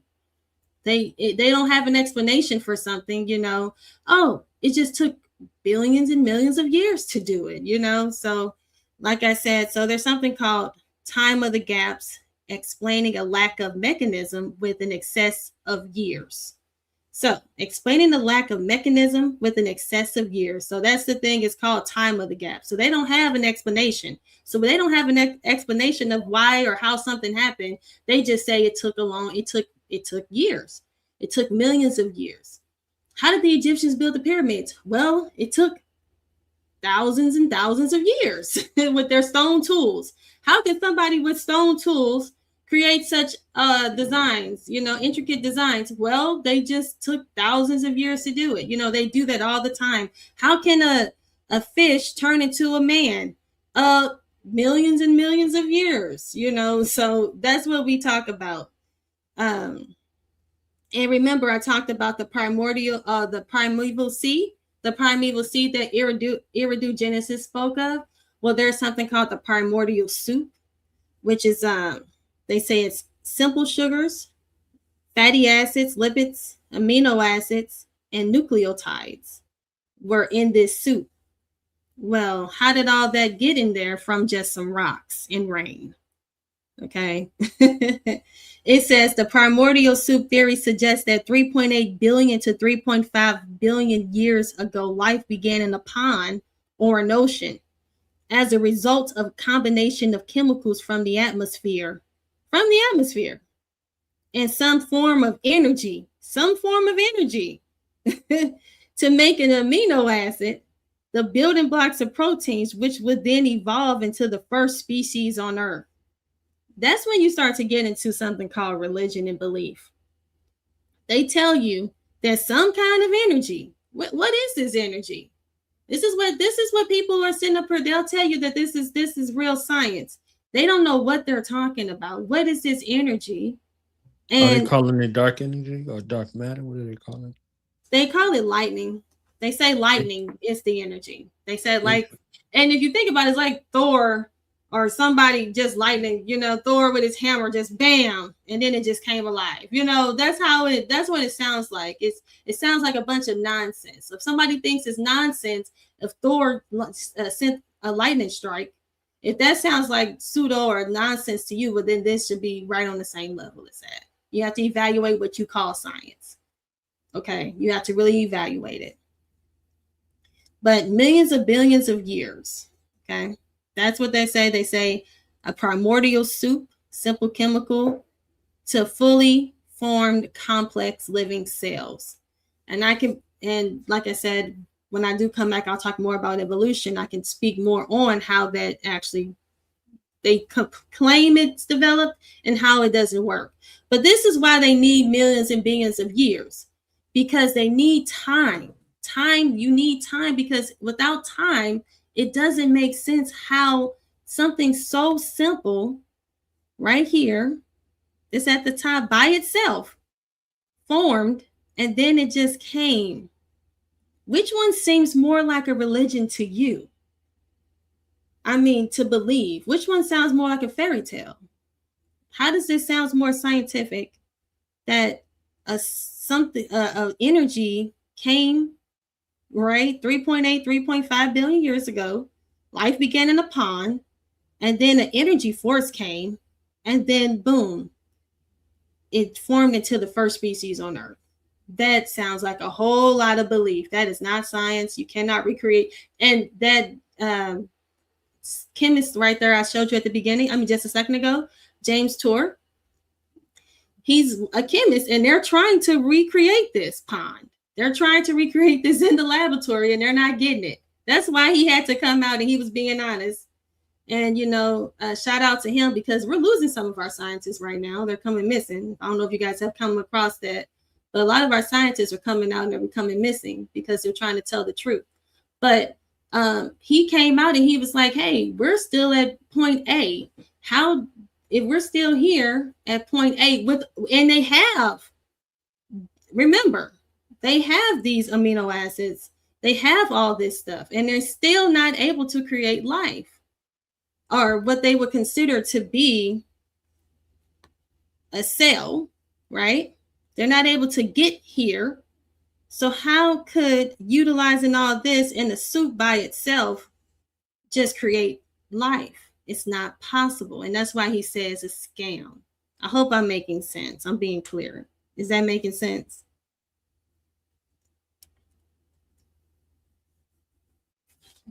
All right. So again, this is where we have the timeline of human evolution. This is why we have this is why they need you to believe in billions of millions of years. Now, just a second ago, we were just talking about how the apes, Eridogenesis spoke of, not only did it speak of a primeval sea, it spoke of life forms, humans coming from apes. Well, guess what? That's what they need. They took away the gods, but they kept the apes. And in order for humans to come, you need to have time. Like I said, the time of the gaps. So they say that you started from an ape, and you got Australopithecus, and then from to the early Homo sapien, to the Homo erectus, to the late Homo erectus, to the Homo sapiens. Okay. Now they say that it's the current, but they need all these millions and billions of years to explain that. I can get more in depth to how they don't even have any bones to even date or any of that to even get to any of these, whatever this subhuman species that they're trying to showcase. They don't even have anything to prove. This is why it says a lot of belief. That's why you got to believe in this, because there's a lot of fairy tales and it requires you to believe in it. It's a lot of nonsense. Well, let's keep going. So it says the oldest fossils are known from Africa. The Jebel Erhoud remains from Morocco, dated to 300,000 years ago, are currently the oldest. Okay, so I know I talked about dating, and we're going to get into the method of dating in just a second. But their narrative is they want to tell us that people were very primitive and they started off as apes. So here's the most primitive people that they want to showcase are who we would call the Khoisan people. They said the Khoisan people are considered one of the oldest living human groups, with roots tracing back 40,000 to over 100,000 years in southern Africa. So they want all of us to believe that everybody started off like this, and using, they had little mud huts, or, outside, primitive, nomadic, no civilization. They want you to think that, and then slowly evolved. However, did you guys know that there is actual, what we would consider to be skyscrapers back in over 2,500 to 3,000 years ago? Did you guys know that? When you look here, one of the oldest cities in the world, continuously inhabited cities, they had, if you want to talk about mud huts or whatever, no, they lived in actual skyscrapers, and that city is called, it's Sanaya, one of them. Okay. So this is how people were living as much as they want. And this is called the Manhattan of the desert. So nothing has really changed. And they want to make it seem, like I said, they want everybody to think that everything was so primitive back then. But if everything was so primitive, then why were they living in what we would consider to be skyscrapers? How would they even have? And mind you, these are still continuously lived in. We don't even have homes that are 200 years old right now, buildings that are 200 years old. It's hard to keep our homes and buildings still around that are 100 to 200 years old. Meanwhile, they have established technology to have their homes, which have lasted for over thousands of years. So these people are not primitive at all.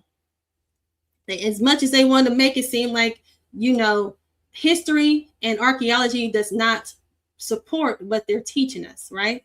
So let's keep going. This also is one of my favorite. It's called Dibunking. This was discovered accidentally in 1963 when a homeowner knocked down a wall in his basement and uncovered a hidden tunnel. Dibunking is a labyrinth of rooms, tunnels, staircases, and ventilation shafts. So look at this, guys. Look at this. When they say they talk about troglodytes, when they talk about cavemen, they talk about all that. Look at how they lived. And mind you, this was found in Turkey.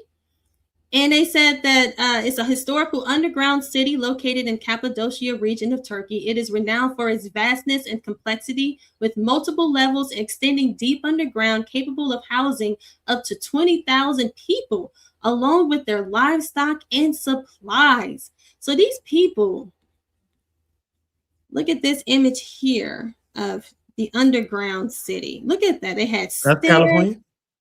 No, this is in Turkey. This is here. This is Turkey. Look at this underground city. Isn't that amazing? And they had their livestock up in there too. They had their livestock. They lived. And think about it like this, right? Think about it like this. They want to make it like these people didn't have electricity. They want to make it like these people just had fire torches and all this kind of stuff. They got the internet up in there. You see that? I mean, how was they able to build this? I mean, look at the structure. How shouldn't it have caved in by now? Shouldn't it have fallen and collapsed? I mean, where's the sinkholes? You know what I'm saying? Like, where how are they able to keep this standing? Look at the room. They had stairs. They're like, go to your room. You're like, which one? Exactly. They had to have had electricity. They look at this, the ventilation system for them to even have the oxygen to be able to breathe clean air. If you're going to have torches and fire burning underneath there, when you have to worry about smoke, you know what I'm saying? Like the inspiration for the Matrix, carbon monoxide. You have to worry about carbon monoxide poisoning. Look at this. They want you to believe. That's why I'm here. They want you to believe that the people back then were primitive. They were not primitive. Look at what they built. This is still, you can go visit this right now. One day I hope and pray to go be able to visit it myself. They don't let you go on the certain floors though. They don't let you go to certain areas. They don't let you go. But they say it looks better in person. Look at this side here. Look at this one over here. And my thing is, if they utilize fire or candles, then they need to utilize them too. Why did they put lights in there?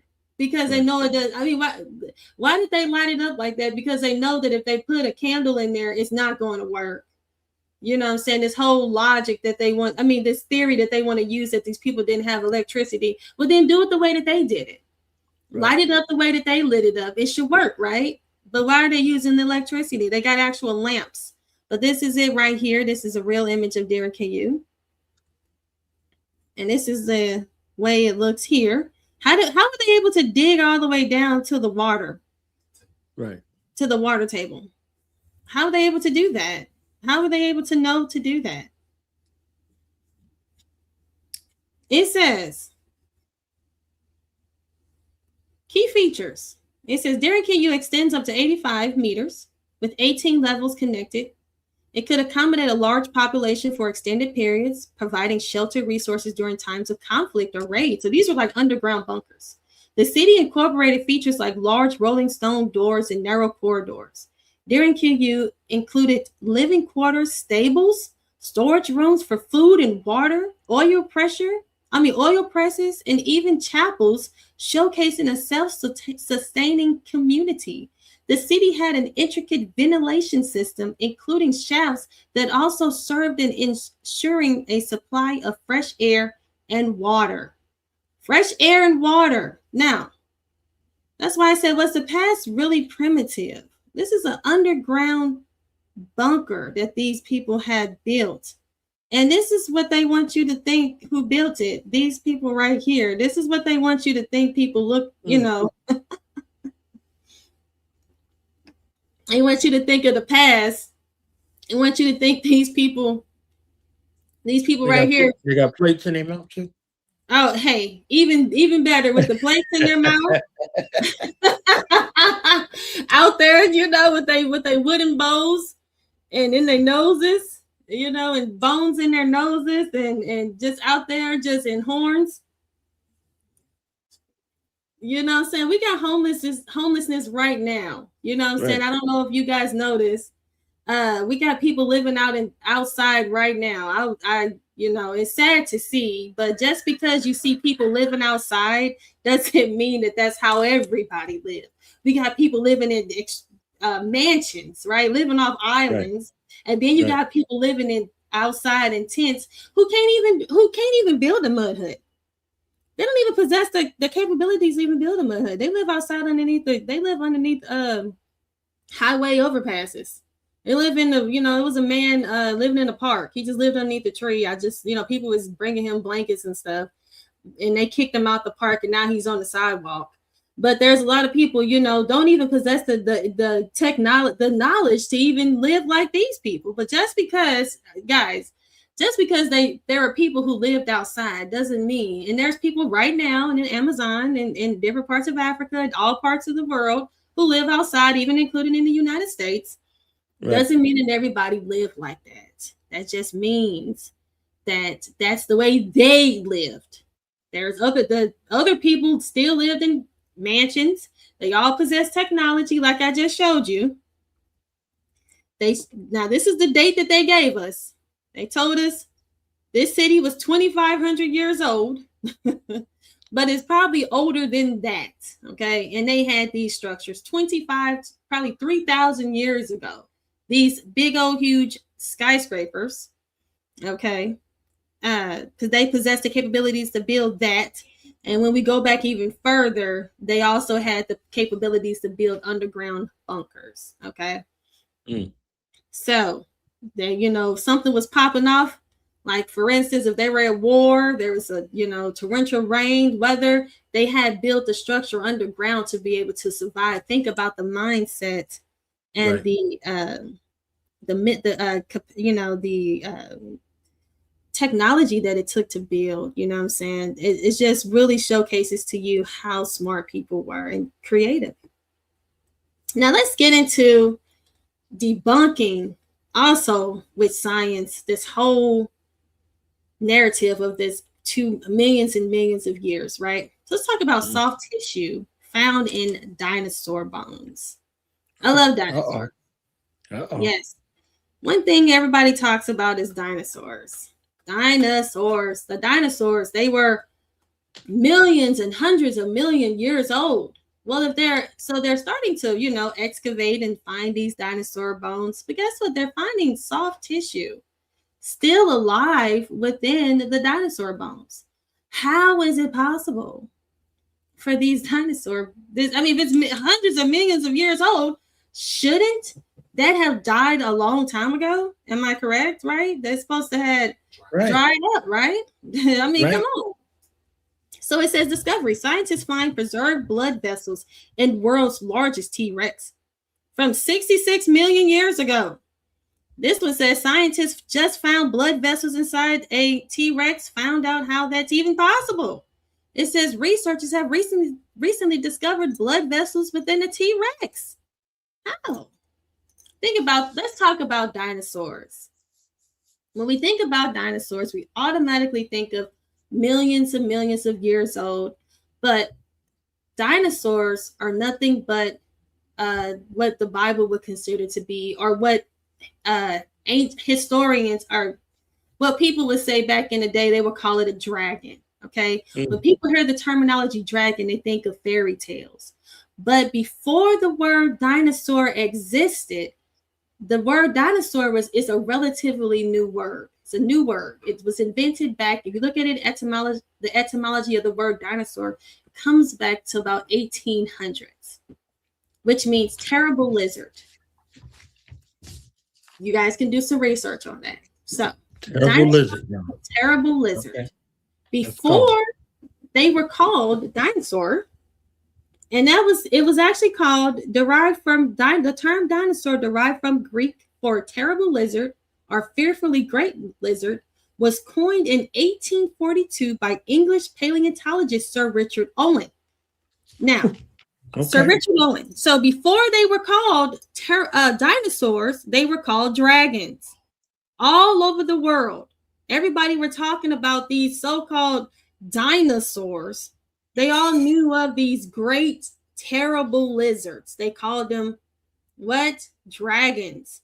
So as much as they want to make it seem like these people didn't know, like the dinosaurs they predated mankind and human, no, they've always been here. They were just great, what we would call dinosaurs. What was the guy's name again? Sir Richard? Sir Richard Owen. You can look him up right now. Paleontologist Sir Richard Owen. And if you, Sir Richard Owen, Owen. Okay. And it was 1842, and the term dinosaur means terrible lizard. So all a dinosaur really is a reptile, which is just a lizard, which is pretty much, what we would consider a lot of what they want to call mythical, a dragon. But how is it 200 million years old? This should be mythical. This should be laughable that they're saying that they're 200 million years old, but they're finding soft tissue inside of them. Let's keep going. So it says dinosaur soft tissue evidence against millions of years. So as much as they want to use dinosaurs to make it seem like that, to prove that the earth is older, this actually disproves of millions of years, because they say demineralized fragments of industrially derived tissues lining the marrow cavity of the T-Rex femur. They say the demineralized fragments is flexible and resilient, and when stretched, arrow returns to its original shape.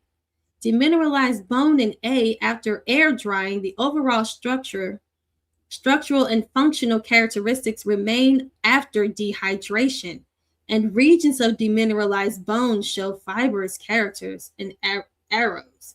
So they're actually telling you and I, hey, this disproves their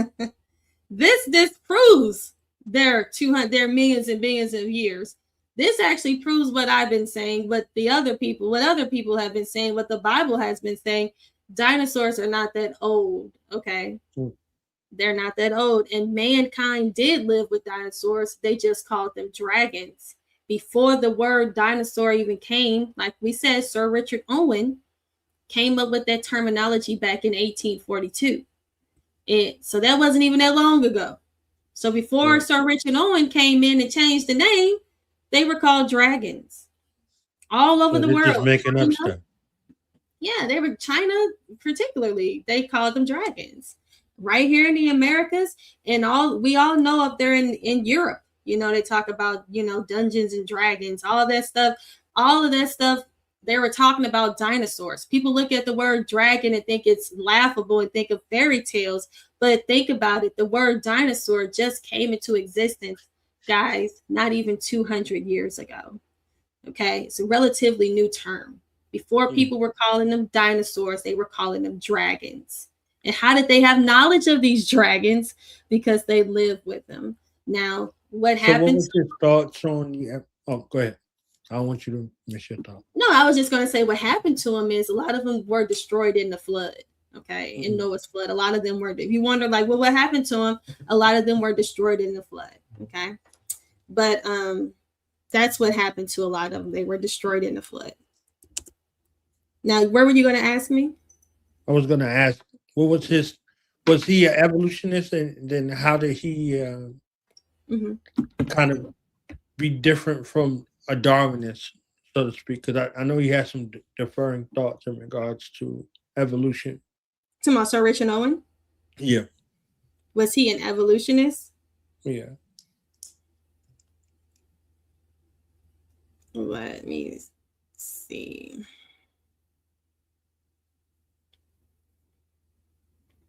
Well, we could come back to it. They said he is no, that's a good question. He is a theistic evolutionist. So he believed in a creator, but he also believed it would only make sense that he is an evolutionist to change that, because the Bible speaks of Behemoth and Leviathan, which are which are considered to be dinosaurs in the Bible, what we would consider to be, dinosaurs in the Bible, in the biblical narrative, Behemoth and Leviathan. So the Bible question, when you come back next month, are we going to discuss theist evolutionists as well? We can talk about theistic evolutionists. Theistic evolutionists have some work to do. And that's why I'm here to try to help them, because just because you believe in all that means is that you believe in a creator. A lot of people are becoming what I would consider to be agnostic, because slowly but surely atheism is being debunked. And people are not willing to admit it. Scientists aren't going to come out and admit it, but they're going to start saying, well, they're going to start leaning more towards agnosticism. And that's why I say what I say. They want you to lead more towards agnosticism, because this narrative goes back to Eridogenesis. It proves those deities, those smaller, lesser deities, are what we would consider to be the Anunnaki. It does not go with the Bible. You're not with the biblical narrative, because like I said at the beginning of my presentation, the biblical narrative proves the 7-day week, the 6,000 years, all of that goes with the Bible. If you start to believe in millions and billions of years, you're in a whole nother world. If you're believing in the primordial soup, if you're believing that apes turn into humans, all of that links back to the Eridogenesis narrative. It does not link to the biblical narrative, which is what you believe in, knowingly or unknowingly. But let's talk about the carbon-14. I know a lot of people are probably like, well, she hasn't talked about carbon-14. Carbon dating. Yeah. Let's talk about the carbon dating. We got to talk about the carbon dating.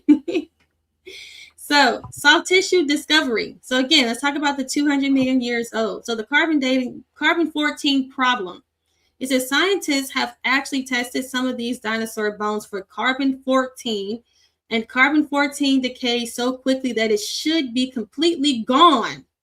Now they're being very overly conservative. They said 50,000 years to 60,000 years. They said the fact carbon-14 is consistently found in dinosaur bones. The implication is this is a double witness. Not only do we have the physical soft tissue, but we have the radioactive signatures of a young sample. It places the death of these creatures well within the thousands of years window, not millions of years. So carbon-14 should not be found within dinosaur bones, right? They're supposed to be hundreds of millions, 66 million years old, 50 million, 60 million, 200 million. First of all, you shouldn't be finding soft tissue, and then you shouldn't be finding carbon-14. But you know what? They're finding it within these dinosaur bones, okay? So a lot of this stuff is debunking. Like I said, science, we're utilizing science, and it's debunking pseudoscience. We don't have a problem with science. I love science. That's why I love creation science. I just don't like pseudoscience, which is what they're teaching us in the schools. Here's another thing. It says the biological clock versus deep time. Every biological material has a shelf life or a decay rate. Experiments on the half-life of collagen suggest that even under ideal frozen conditions, it should completely degrade in less than 1 million years. The implication finding soft tissue in these bones is like finding a fresh banana inside a sealed Egyptian tomb. It tells you the rock layer cannot be as old as they claim. It implies that the dinosaur died thousands of years ago, not millions. The death of radiometric dating. Standard science uses radiometric dating like potassium argon to date the volcanic rock layers around fossils to give them millions of years. The implication, if the soft tissue proves the bone is young, it means the radiometric dating methods are fundamentally flawed. It suggests that the deep time required for evolution to work is the mathematical fiction. The rebuttal. When you find soft tissue, you are looking at an empirical data, something you can touch and see, versus theoretical data, mathematical dating models based on assumptions. So that's what we were talking about. This is all based off, when you get into assumptions, that means you have to believe. That's not science. That's why they have something called a theory. That's when you have to believe. Oh, well, we believe. Or in theory, when people start saying belief, when people start saying theory, you're no longer in science. You're in what we would call a religion, because in religion, we have to believe that you have to believe in it. You're not supposed to believe. That's what's supposed to separate science from religion. That's what's supposed to make science above so-called religion. What they want to say is because you believe in that. Well, no, you have to believe in what these people are telling you.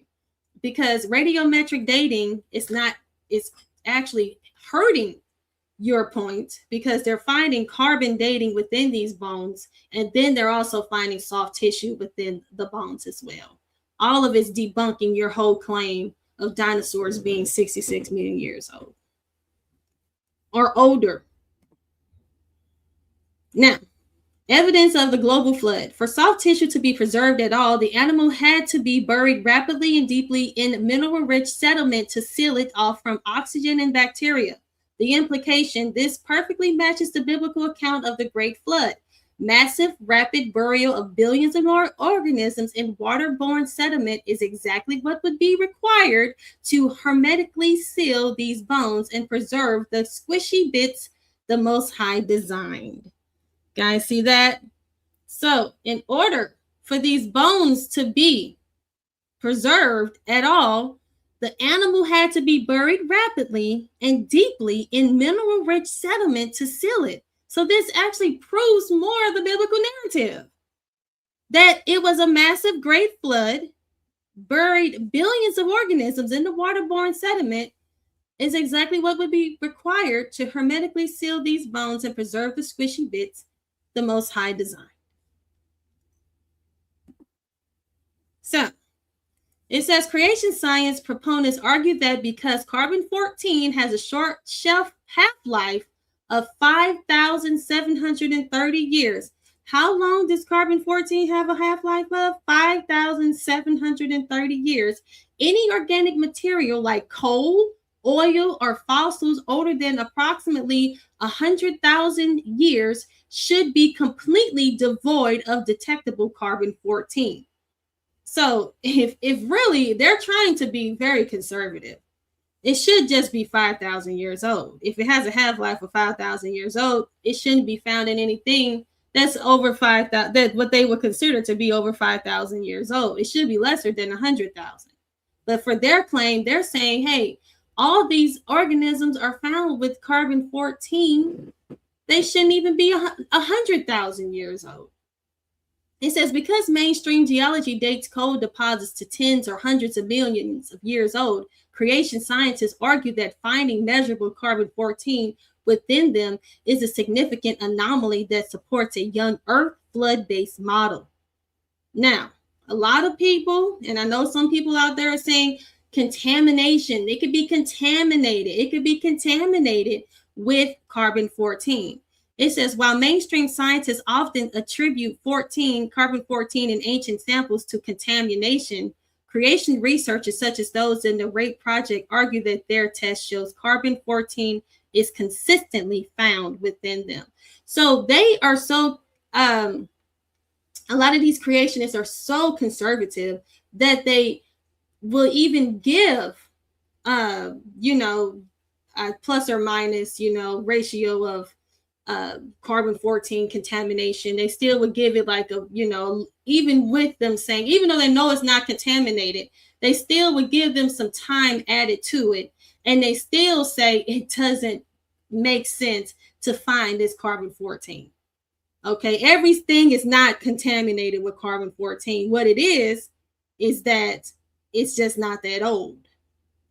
It says measurable amounts of carbon-14 have been detected in both diamonds and coal, despite these materials being considered millions or billions of years old. because carbon-14 has a half-life of what? 5,730 years.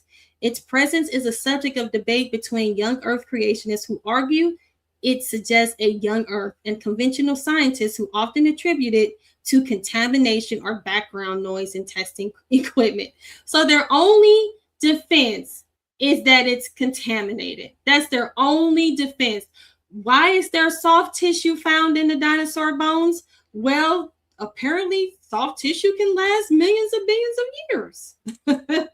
I mean, why is there carbon-14 found in it? Well, because it's contaminated. I mean, when they make these claims, it is so sad and it's so laughable, because the thing is that everything is not contaminated. Okay. They don't know what to do. They don't know what to say. The only thing they can say is that it's contaminated.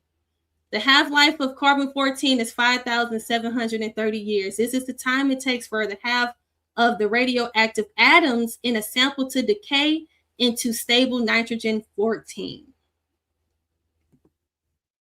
So the 4.1 billion year old zircon crystals found in Western Australia. So they say that the oldest living, the way that they're able to determine the 4.1 billion year old date is from the zircon crystals.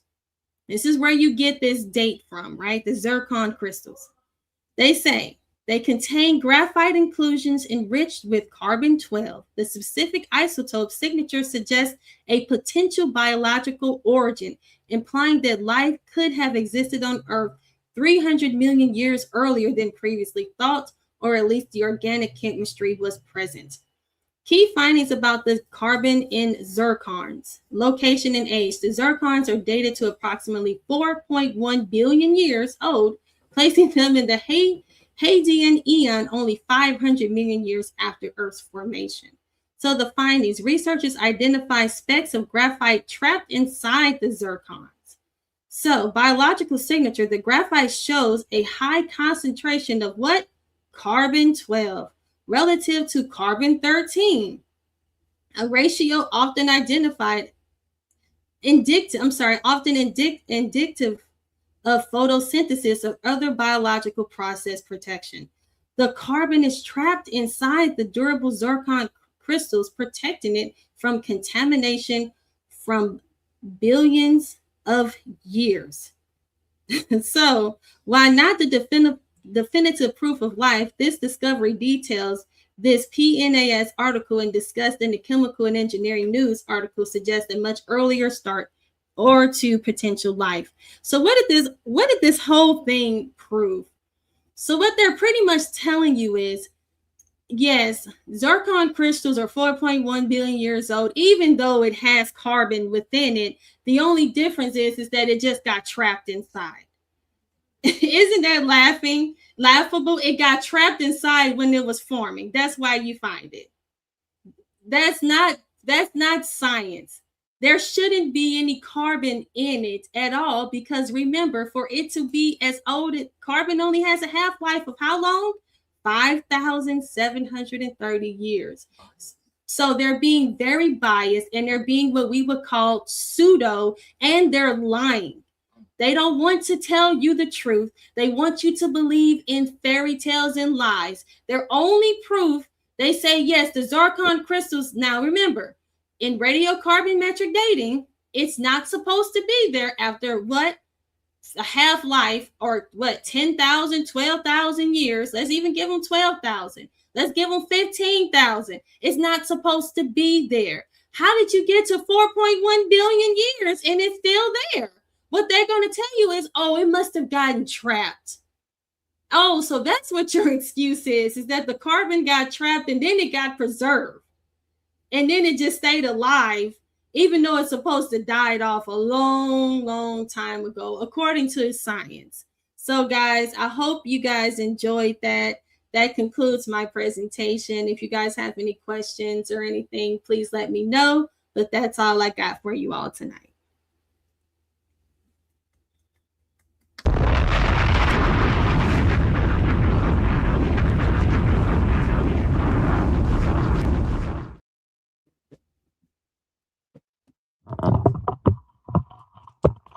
Queen Naphtali, thank you for coming on and giving us this young earth science. You understand what I'm saying? It's young earth science. They be trying to run away from the Bible. They be trying to defame you, acting like you don't know what you're talking about. You need to study some more.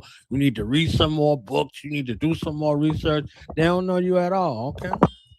And I'm trying to play with your name out here in these streets, all right? And they be running. Talking all that noise and then they be running, all right?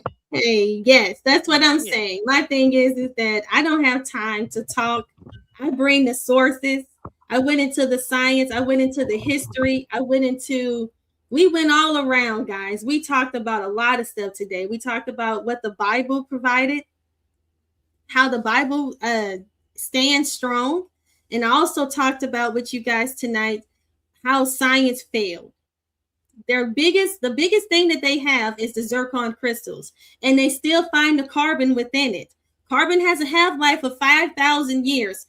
It's not supposed to be there. Their only excuse is contamination. That's all they can say is that, hey, the reason why it's found is because it's contaminated. And then it gets to the point where they find it in every zircon crystal. So you mean to tell me every zircon crystal is contaminated? Every single one. Well, yep, that's what they want to tell you, because you know why? They don't want to say that they're wrong. And they want you to believe, there's the word, believe in what they're telling you. But see, we're not sheep. We don't just follow the flock.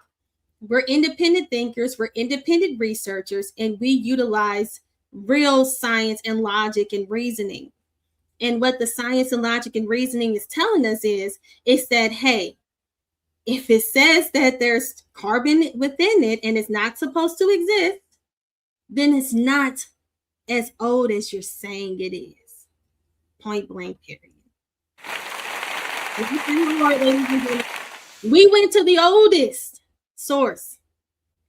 The oldest. It doesn't get any older so far from zircon crystals, and it has carbon in it.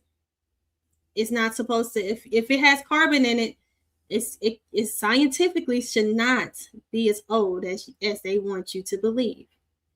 The zircon crystal is not that old, because based off of what they said, it has carbon.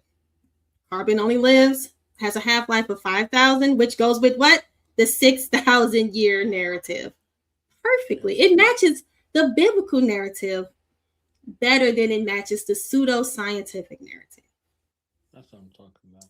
Ladies and gentlemen, Queen Naphtali in the building, and also the one, the only Einstein Hip Hop is in the building. Medina's own Killah Priest in the building. Oh my Yeah. What's good? What's good, Queen? Yes. What's the science? It was good. I should actually explain it. You know what I'm saying? Naphtali, explain it. I saw it going through, man. I saw it going through. Word. I saw it going through. Huh? I brought in some of the Anunnaki. I brought in some of the. You got to understand, there's two biblical narratives, guys. I mean, there's not biblical. There's two creation stories out here. Either you are knowingly or unknowingly. If you follow the Genesis, or what they call evolution, that is that story, or you can follow the biblical narrative. That's just the way it is, and we cracked the code. I just hope you come on over to the truth. Get out of that. Hey, either way it goes, they're gonna get you to worship their God, right? Pan-Babylonianism. That's all it is. This is nothing new. Like the Bible says, there's nothing new under the sun. There's nothing new. They haven't discovered anything. The only thing they did was they just took out the gods, but they still had the primordial soup. They still got the people coming from apes. All of that stuff came from Genesis. Wow, that's crazy. Where do you pick up this information? Where is this coming from? Well, like I said, I credit the creationists with the science portion. Now, also, with my digging and my research, I'm also, looking into the connections. I like to try to connect things. So when you look at, like I said, who came up? Everybody always talks about? Well, what's older? Well, what's older? Sumerians are older, and the Sumerians talk about a primordial soup. The Sumerians talk about humans coming from apes, and where is that found? In Eridu Genesis, which is the creation narrative of Sumerians. Now, where does the Bible talk about? The Bible talks about Lucifer trying to create his own offspring. And he also talks about the fallen angels intermixing, right? The Nephilim creating offspring. And they also created offspring with what? Humans as well as the animals. That's what caused the flood. Now, I'm not even trying to touch on all that. I was just trying to stay within the science. I don't try to, because I know it's already hard enough for people to grasp. So I don't try to break it too complicated. But since you came up, I know you already up there on my level. So, I could take it even further, but we got to take baby steps. People, Hey, I'm just listening. I'm just listening. I'm in awe right now. For real, I'm just listening. It's great. It's great, man. You think the people are ready? You think the people are ready for this type of information? Well, as the Bible says, to know the truth is to be made free. And I think my people are ready to be made free. And in the last days, it says that knowledge will be increased. And this information is there for us. And like I said, we got a lot of creationists or scientists, big time scientists who are out here doing a lot of debunking. Like, people who, like you said, Knowledge Born, he was an evolutionist, James Tour. He believed in all of that, but he had to come out and say, hey, whoa. Right. I'm sorry. All of this is, like they said, the zircon crystal. People going to come up to you and say, the zircon crystal is 4.1 billion years old. But why does it have carbon in it? Oh, it's contaminated. No, you can't use that every single time you find something. How is that even? That doesn't even fly with anything. Oh, well, why did you lose? Oh, because something was contaminated. No, everything is contaminated. Or maybe it's because it's not that old. Why don't they want to come to the conclusion? Maybe it's because it's not as old as you say it is. Right. It's just, and they don't want to let that go, because that's when you get into, now there are people that are, like I said, coming up, they're waking up to it, and they're saying, well, you know what, we have to rethink the dinosaurs. Like I said with the dinosaurs, dinosaur just means terrible lizard, and it's a new term. Before they called it a dinosaur, they called it a dragon. It may sound primitive to use the word dragon, but that's what they were called this whole time. They've always been called dragon all over the world. All the plum-feathered serpent, the great dragon here in the Americas, all the way to China, all the way to Europe. They always talk about dragons, and then in the Bible we know of Leviathan, we know of Behemoth in the Bible. And guess what? Before they were called dinosaurs, who was that? Sir Richard Owen, who established the term dinosaur in what? 1842, right? Brand new. So before he came up with this so-called scientific term, they were calling it a dragon. So it's all to keep us in the dark. It's all to keep you guys asleep, but we all are waking up.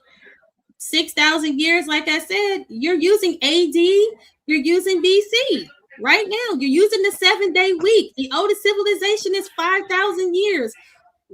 The population matches what the population should be to the T.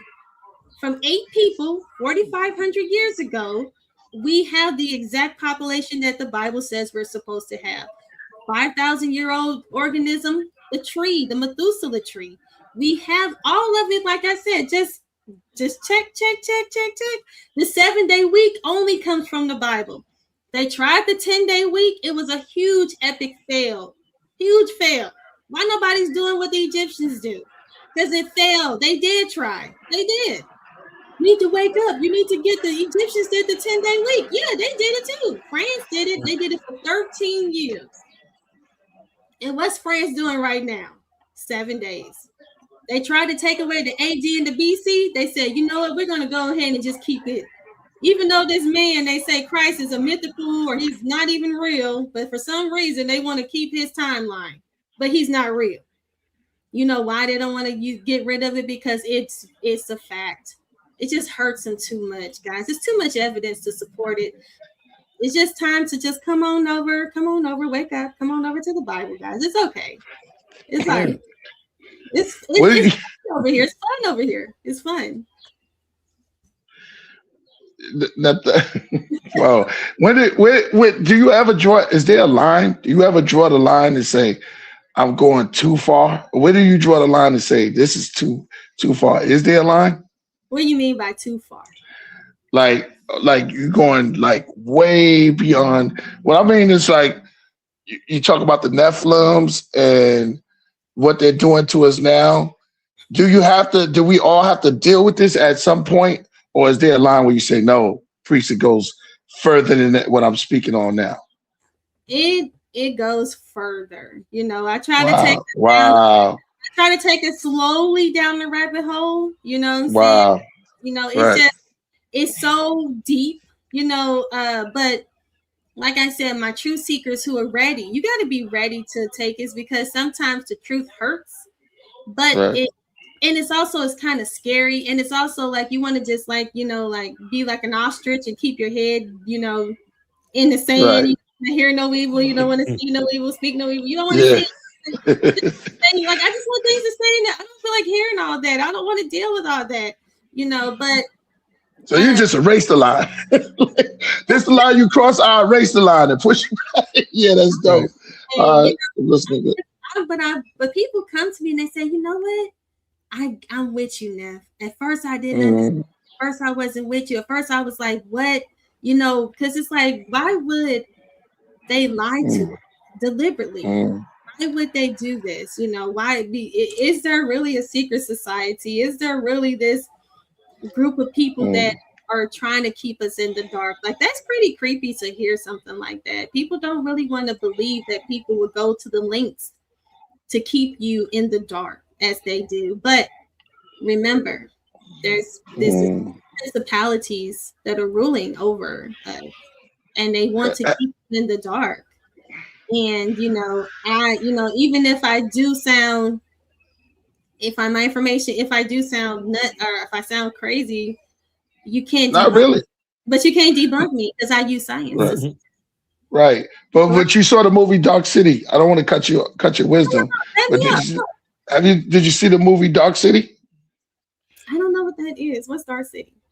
Dark City is a movie that came out is in the 90s. Should check that out because it talks about some of the things that you're explaining in there about how they put people to sleep, and they rule in these dark places. They rule the people that see. What I'm trying to say is that they rule in the high principalities. Right. They rule from rule by secrecy. I don't know. Right. Can you guys still hear me? I went away. That was weird. Yeah, we can hear you. I went away completely. Okay. Yeah, they jacked a lot of the stuff that they use for the Matrix for that. Dark right. Okay. Yeah. The Matrix. Okay, I'm gonna check that out, Darcy. I'm gonna look that up. I'm like you said with the Matrix. Do you want to take the red pill or the blue pill? You know, people have to be ready to wake up, you know, and there are a lot of people that are ready to wake up, and there's a lot of people that don't. You know, but it's interesting to me. Like I said, I love science. I'm not afraid of science, but if you, like I said, when you look at history, science, and we look at it, you know, with the scientific method, and we base it off of that, evolution fails. The Bible, right? Based off of the scientific method, based off of what they consider, that we're utilizing what they say.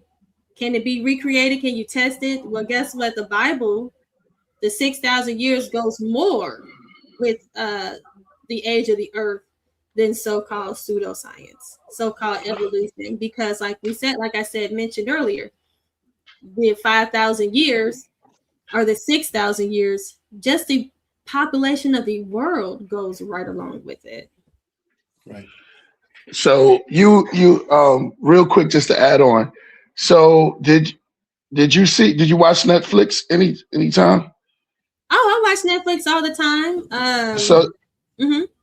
So did you see the House of David, the animation?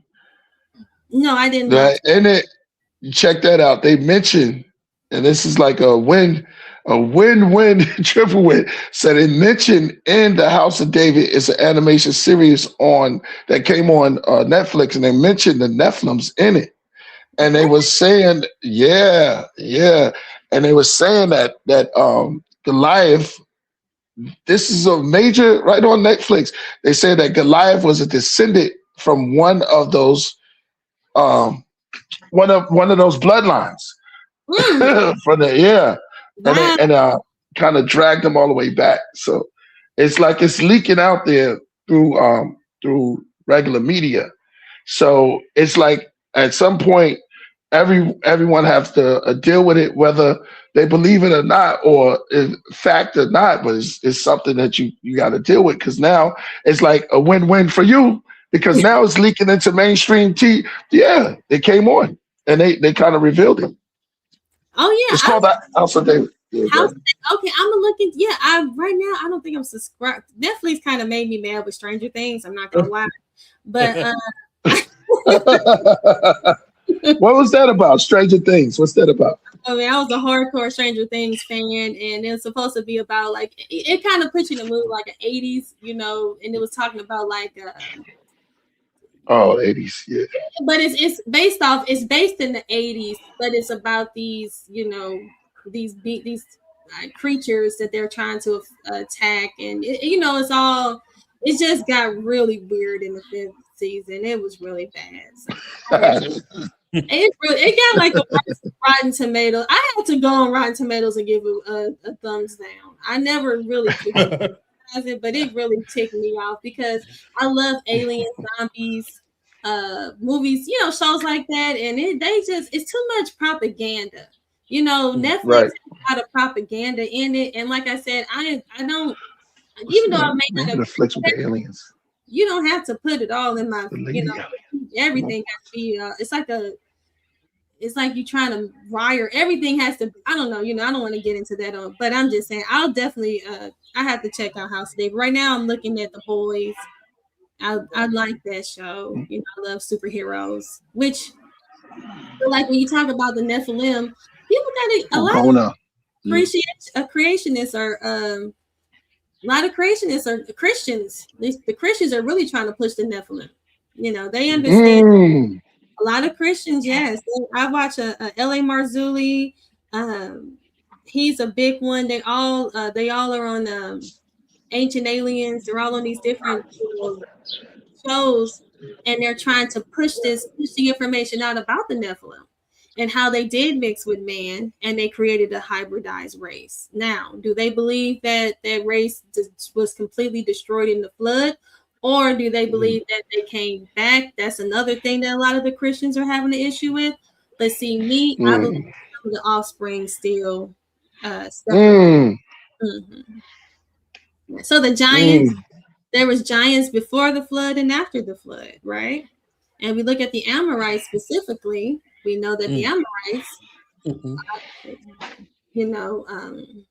had giants. Then we had the Anak, the sons of the Anak. I talked about them. The sons of the Anakim. Right. Yeah.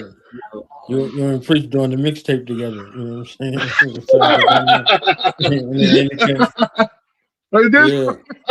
No doubt, man.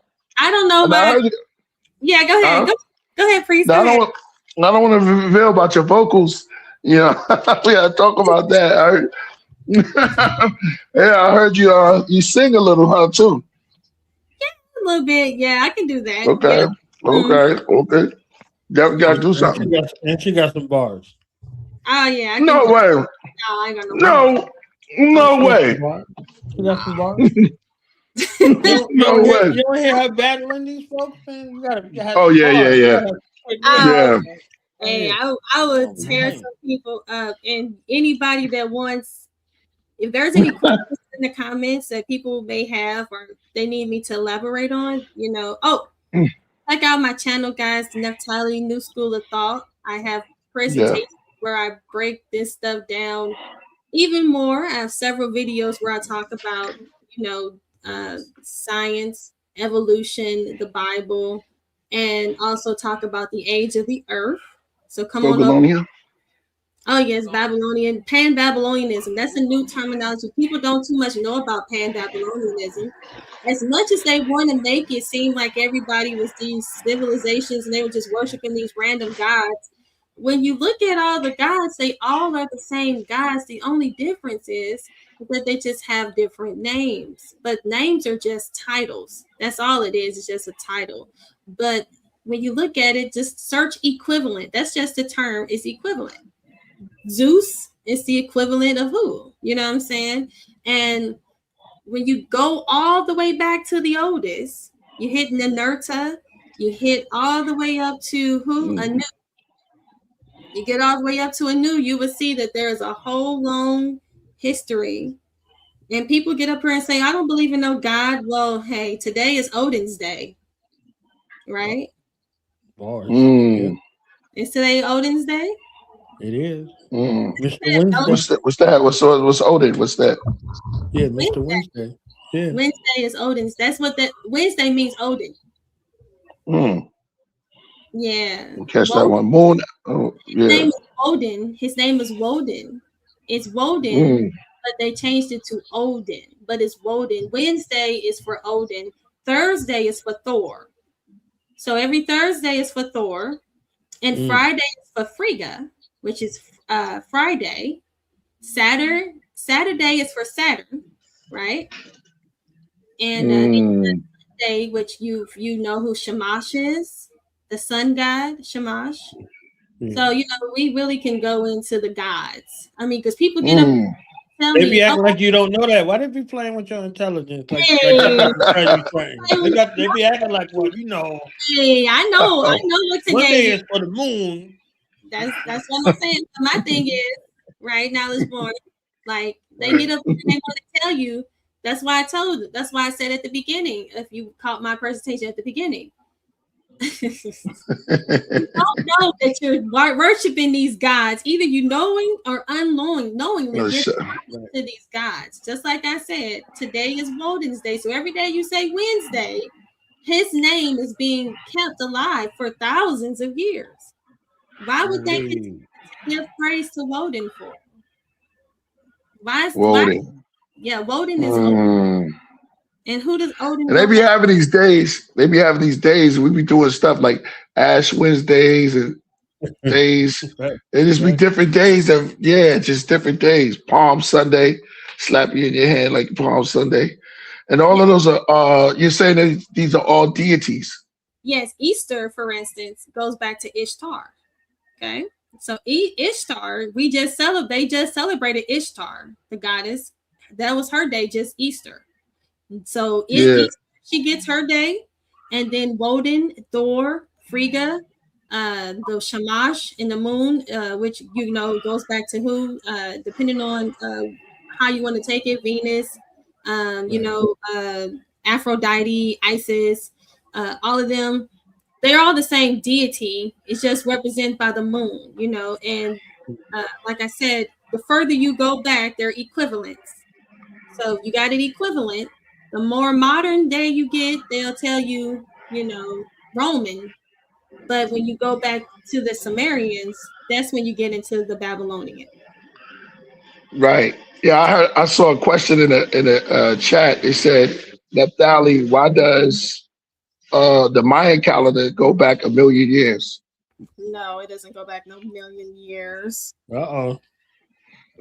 We having a calendar discussion next. I'm trying to get to the evolution before we get to the calendars, because everybody they have their calendars, right? And then they'll have the Greco-Roman calendar, the Julian date calendar. Then they'll start talking about Mayan calendar. Then they'll start talking about lunar calendar. Right? So I want to make her, evolution before if that's in her way, right?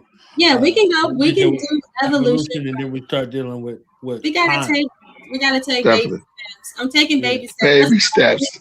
I like that. Baby steps. It's baby food time. Baby food time. For you, like I said, I got so much. I got the evolution stuff. It's just the fact is, at first I got to start off trying to get you on the timeline, but then I got to teach you about evolution, and I got to really showcase to you how, you know, humans did not evolve from an ape. Well, first you have to start off with all the different forms of evolution, because it doesn't just start with man. I mean, with the you know, the ape turning into a human, or the primate. You got to first start off with the cosmic, right? The cosmic, and then you got to go into chemical. So we got to talk about cosmic, then we got to talk about chemical, and then we got to talk about micro, and then we got to talk about macro. So it's a lot of different stages of evolution. People don't want to talk about the chemical. And even if the Mayans, which they don't, which is not true, we just debunked the oldest living, oldest organism, well, so-called organism, which is the zircon crystal, has carbon within it. Can they explain to me why does the carbon found inside that the zircon? Wait a minute. What's the name of the crystal? Zircon. It has carbon within it, and carbon has a half-life of 5,730 years. It shouldn't be there. They say it's because it's turquoise. Yeah, it used to be the diamond, but they had to take the diamond away because the diamond was just they completely debunked diamonds, so they had to come up with a whole nother one. And they said, right, the diamond Superman was from the Crystal City. He's said to be from the Crystal City, and his name is what that was born. Kyle. He's an L from there. And I remember you breaking down. He was a Crypt from Kyle. Yeah, Kyle from Krypton. Yes, so he's talking about, so they're talking about L. That's what Crypt used to. They put these, that's why I utilized, I don't know if you caught it. I talked about ET a little bit. It was a fun little fact, how they talk about eye idol. And you look at the eye idol, they put in our faces. If you want to go back, I'll put it up so you can see it.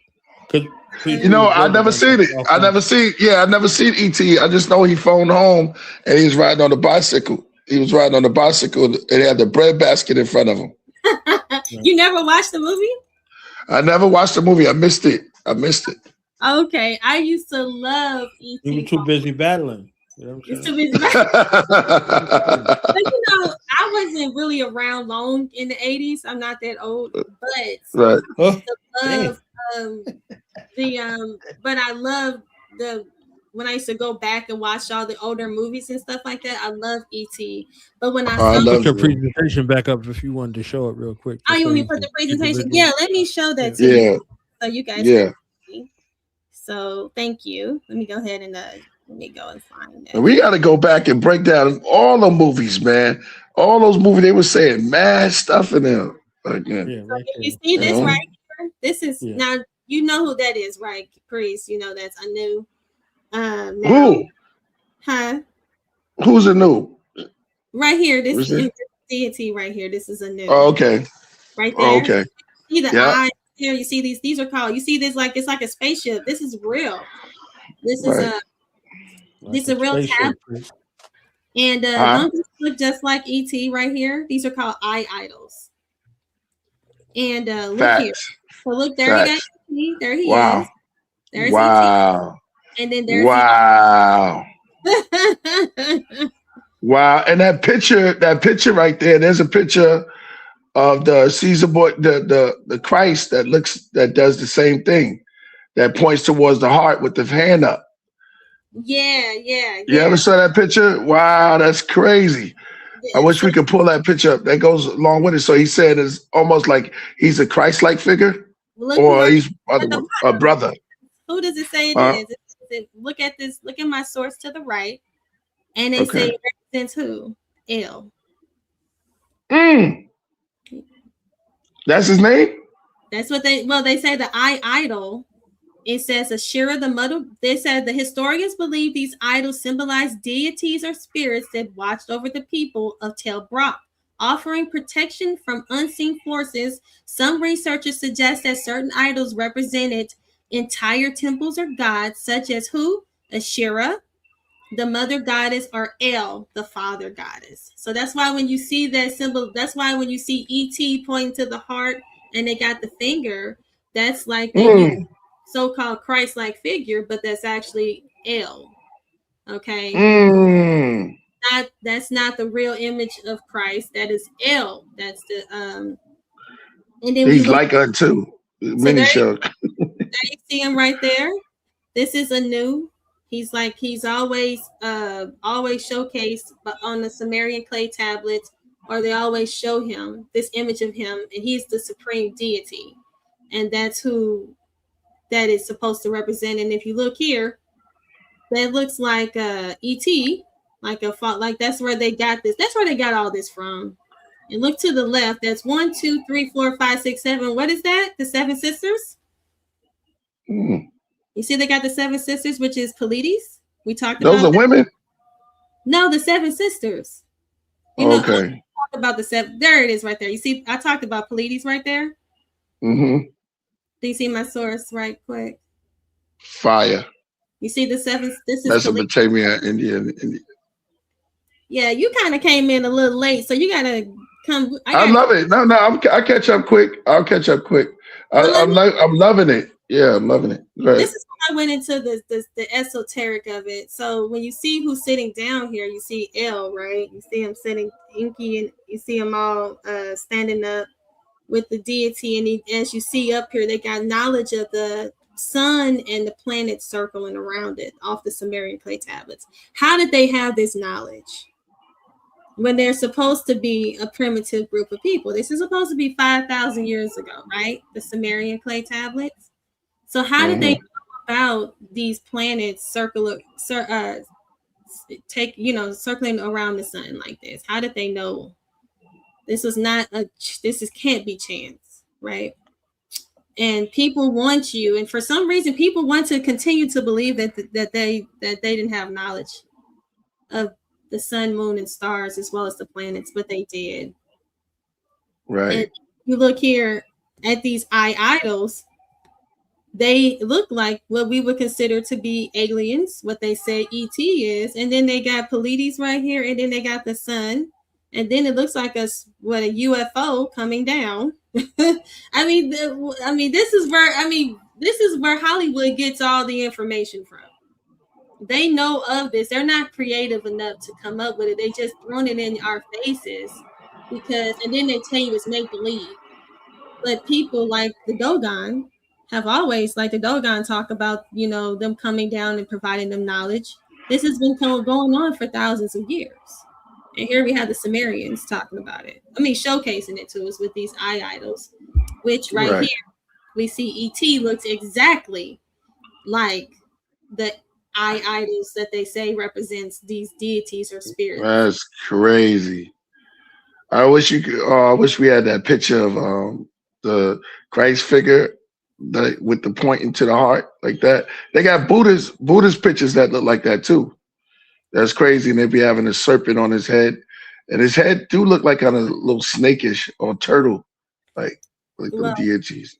The serpent is, when people talk about the plum feathered serpent or the serpent, all goes back to the gods.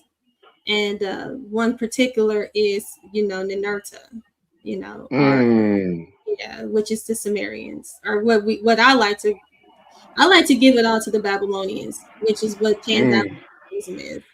When you go back to, that's what Pan-Babylonianism is, the worship of, look at all of them, Mesopotamia, India, Egypt, they all are doing the same exact thing because they're all worshiping the same exact gods. They just utilize a different representation, but they're all the same. And then when you see the elongated heads, I came on and I talked about how the sons of Anak, or what I showcased, the elongation of the skulls, people with the elongated skulls, they pretty much consider them to be like a human hybrid, or what we would consider. Sound like a priest bar. That's If you talking about dope. priest bar? Yeah. E.T. Yeah, you pull up that image next to E.T. Yeah, that's crazy. right here, when you look, they got what the Bible would call the seraphim, right? The high of the angel. They were depicted like this. They looked like this, and they came down and they created their own offspring. And that's what the Anunnaki are said to have done. So, through your wisdom, your knowledge, are the seraphims the same after Anunnaki? Are they all the same part of the family, or that's what separate? They're the seraphim. That's all they are. They're not. The seraphim were. What happened is, and this is what people got to remember, is that when Christ created, he put the angels. Each angel was there to be in charge of each group of people. Only people that had direct contact with Christ was Israel. The rest of them, there were 70 nations, and then there were 70 people, and then 70 angels and 70 nations. Israel had direct contact with Christ. The rest of them had contact with the angel, the seraphim. The problem is that they started to worship that seraphim when they weren't supposed to. And then the seraphim ended up mixing and creating offspring with them as well. So it goes with the Christian. It goes with the biblical narrative. It's not anything that's far-fetched. It's just the thing is that if he puts, like, it's, for instance, it's like a president and he's supposed to be in charge of your country. Instead of worshiping the person that's over the president, you start to worship the president. That's all that happened. Is they started to worship the angel, and the angel started to require to worship. And then they started to say, hey, worship me, because they started to want the praise and wanted the, started to get jealous. Lucifer, for instance, and he wanted to be like the Most High. He wanted to sit beside the Most High. He wanted to dethrone Christ, and he wanted because he wasn't going to be the Most High. Okay, not going to be the Most High, but he wanted to replace Christ. Right. I want to say fire to you. I'm gonna continue listening. I gotta be out real quick, but I'm gonna listen. This is dope. Thank you all so much, Naphtali, Queen Naphtali, and Knowledge Born. I'll be listening. That's good. Thank you so much for popping up. I gotta actually be heading on off anyway. I know I've been up here, which I gotta go get my daughter from work. But yeah, I gotta go get her. Peace. Oh, that's dope. That's dope. Word. How old's your daughter? 19. She's 19. 19. Beautiful. Beautiful. Word. That's dope. All right. But so if there's any other questions or anything, I had fun. I hope you guys had fun. I hope you guys learned something. If I can just put a little, a little thought in your minds, you know what I'm saying? Just a challenge. Because I know you've been programmed since, it start when you're tiny, when you're in elementary school. They're already teaching you hundreds of millions and billions of years. So if you've been learning that for years, how can I gotta plant a little seed in you now to take that and start to try to change that. It's hard to get out of it, but if I can just get you to go like, maybe she does have something, then I did my job. Right. And you did that. So, well, thank you. You told me that let me see. You said, looking at the comments myself. Guys, go back and check out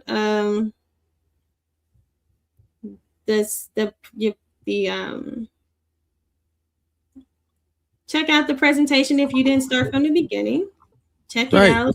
I build up. You got it almost twice. Okay, y'all ain't got no excuse. Yes, I'm here. And again, check out my channel. I'm Naphtali with the New School of Thought, bringing in a new school of thought. Check me out, subscribe. If you can drop a link to my channel in the chat. I did. Thank you so much. I appreciate that, guys. Help us to grow. I'm bringing in information. And I don't see any questions, so you know how they do. They're in their own world over there. This is the smartest chat on YouTube. You know what I'm saying? So they're good to go. I'm gonna drop you the link to the channel one more time. Go subscribe. Yeah, and check out my presentations that I did on. Check out my presentation I did on evolution. Yeah, we definitely want the evolution over here. I know folks gonna be chopping at the bits. They was already talking about the age of the earth, you know, and all of the. It's a new it's a new, like I said, you've been taught this for, your whole life, and for somebody to come in and tell you something that you haven't heard before, it's like, what are you talking about? 6,000 years? That sounds crazy. But right. I just want you to chip away. You got to keep on. You got to open your mind, open your eyes, and realize that, hey, everything that they're telling you, and like I said, and when I do come back, when I talk about the evolution, I'm going to be bringing out some really big names, really big scientists who are going to, and more facts and more scientific facts that prove that evolution did not take place. It's not true. It's not real. And how it is a religion. You said, I have one of the 99 I'm doing saying it's 1,000 of times in one day, and it literally starting to hurt saying it inside. I'm trying to see spell check and solve. I know you got a you got a final thought. You got a word for us. Yes. So let me go ahead and get off. I know we've been on for a while. Thank you guys for tuning in with your girl. It was fun. So again, guys, the earth is 6,000 years old. That's based off of science, archaeology, as well as the Bible. We utilized and looked at all the data. Not only do we get the 7-day week, the Bible is not only is it a book. Just like one more time. It's a book of creation. It explains the creation of mankind. It explains also how we got the time frame. It explains everything. It's a historical document that gives us the history that has been removed and replaced with something else. And it fills in the gaps that we have lost. So like I said, everything goes along with the 6,000 years. It doesn't go against it. The oldest civilization is 5,000 years. We get our 7-day week from the biblical narrative. Right now, you're in the year 2000. Why are you in the year 2000? Because it's based off of the Bible. Again, BC and AD, based off of the Bible. Again, where do you get, it's amazing. The oldest living organism, 5,000 years. The amount of people that are on the earth is what goes along with the 4,500 years, goes along with the Noah and the flood. And your dinosaurs, which are found in the Bible, were known as dragons before 1842. And they are found where? In the Bible. So it's a lot of fun facts, as well as a lot of historical facts, as well as a lot of archaeological facts. So guys, if you have any questions, leave them in the comment below. Make sure you guys, if you haven't, subscribe to Killah Priest Podcraft. If you haven't, make sure you like the channel and keep tuning in. And as well as check your girl out and support her. I have fun. Oh, of course, check out Knowledge Born as well. He has his channel too. So you said the earth is older than 6,000 years old. Well, you know what? Again, they missed it. Okay, they could go back and watch it. You clearly didn't watch my presentation. You said, "Will any primary source be shown?" You didn't. Yeah. I've been on for 3 hours. Right. Did you go back and look at all of the sources? And what is a primary source? Right. Queen Naphtali, thank you for your time. Honest to you, your husband, your family, for all of your work and bringing this research.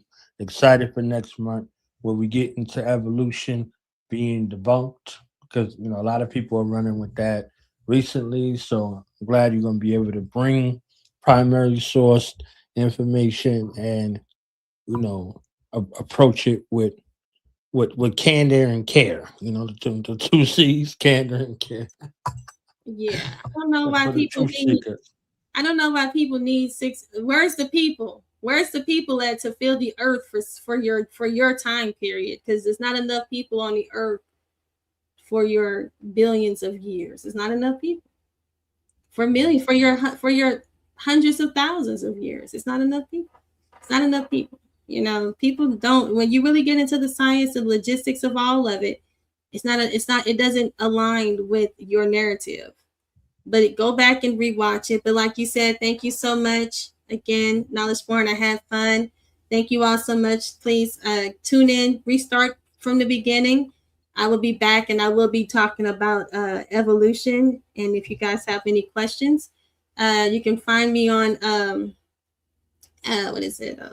Facebook, Naphtali Israel, or you can find me on Instagram, Naphtali Hoda, and you can ask me there.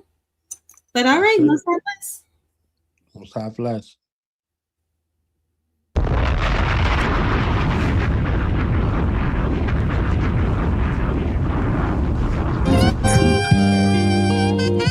Neither can a corrupt tree bring forth good fruit.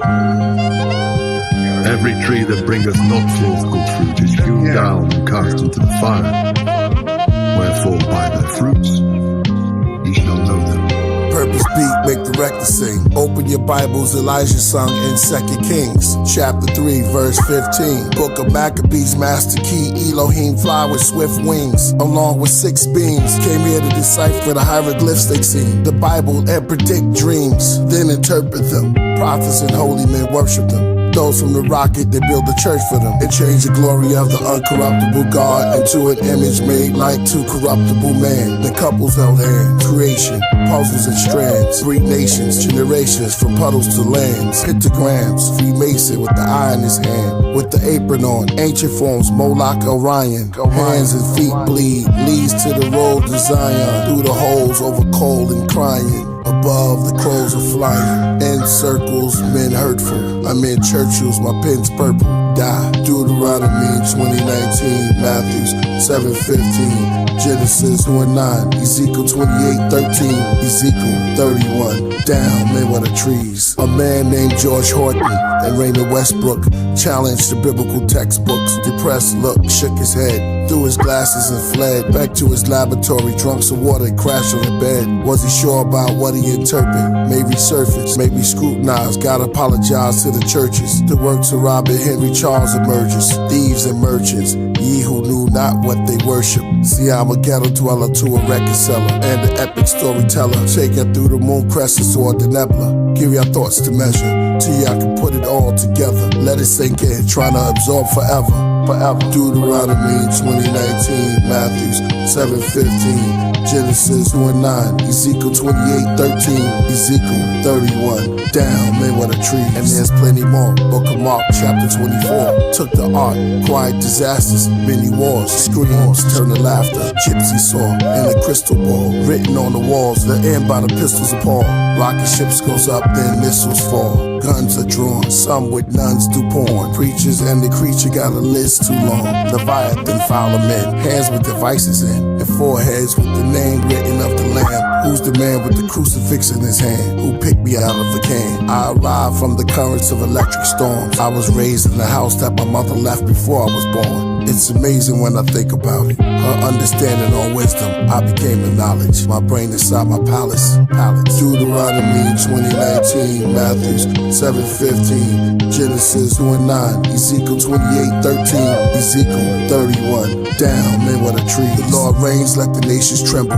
He who sits enthroned beneath the cherubims. Psalms 99, verse 1. In the midst of the garden sits the sun. Then one by one the mystics come, giving me a little nod. A crystal exploded, I took a shard. Held it like Maryland priest, the Brooklyn guard. From boulevards, bullet scars. From my nephew's quotes, I see his ghost. From the smoke pulled from cigars.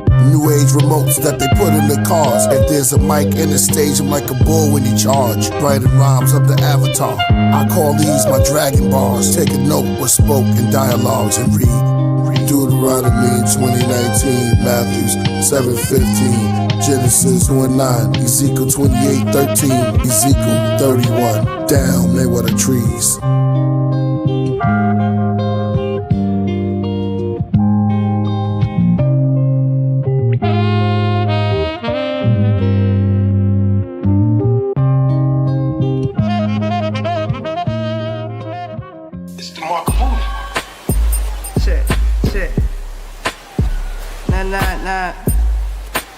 Love the Royal Priesthood, Mark of Buddha, Sekou the Madman, Killah Priest, Fourth Chambers, Full Fuji. This beat sound like something I wear. You dig? Yo, hold on my people, why you walking around like you equal? They wrote you in as 3/5. What we gonna do about this? Talk too much, you end up like Jimi Hendrix in 27 Club. You want that knowledge? Well, I'm the plug. Knowledge itself is the drug. And I keep dropping the nugs. Culture pushing, wisdom spitting, pimping simpletons into listening. Yawning while you spewing fiction. I can feel the tensions in your intentions. I wonder if that's giants in heaven. If God is white, why he write that bronze was the sun? They give us reparations, that's when the apocalypse begun. Yeah. Red rhyme, okay. Yeah, red rhyme, better rhyme. Grab your guns, daughters and sons. Wasn't long ago when they had us hung. Blood on the leaves, frontal crumbled in between. Exhale for my ancestors that prevailed. We inhale, so we inhale, dodging death every day. Just happy I'm here to tell the tale. Meanwhile, y'all with the pigs and them tattletales. I'ma just be a scientist if it all fails. Mixing chemicals like a cocktail. My tree smell like it's from the tropical. So not for sale, never settle. Follow the tears on the trail. Nah. That whole African American thing is to omit, you see, the indigenous black man of this particular land. When we brought the African American term, we cut out all of the Caribbean, all of South America, all of Latin America. And this is another way to reclassify you, you see what I'm saying, outside of power. We got blacks, whites, brown and yellow. We got red, those with dreads found from the ghetto. We got bullet-led and misled, the smile of the devil. On the face of the moon, heart pound like a rebel. Hear the sound of the metal. War in Iraq, 6 feet underground with the shovel. All over the map, the Bible said signs of the time. The Torah said that's your God, not mine. The Holy Quran says it's all Allah's design. The Buddhist says let's meet at the shrine. Thou shalt not eat of the swine. That you is the cut, sure as blue as the blood. Killah Priest in the temple, Nehru is the love. That's a political move that was put in by the government to break you down to this subclass, you see, and not be a world community. So to call you an African American is to disconnect you from that global community and that great diaspora that we were talking about. So that's a political move. Yes, come on. The average Native American was this brother's complexion at the turn of the century. Now when you say Native American, it's some white person with a feather in his hair.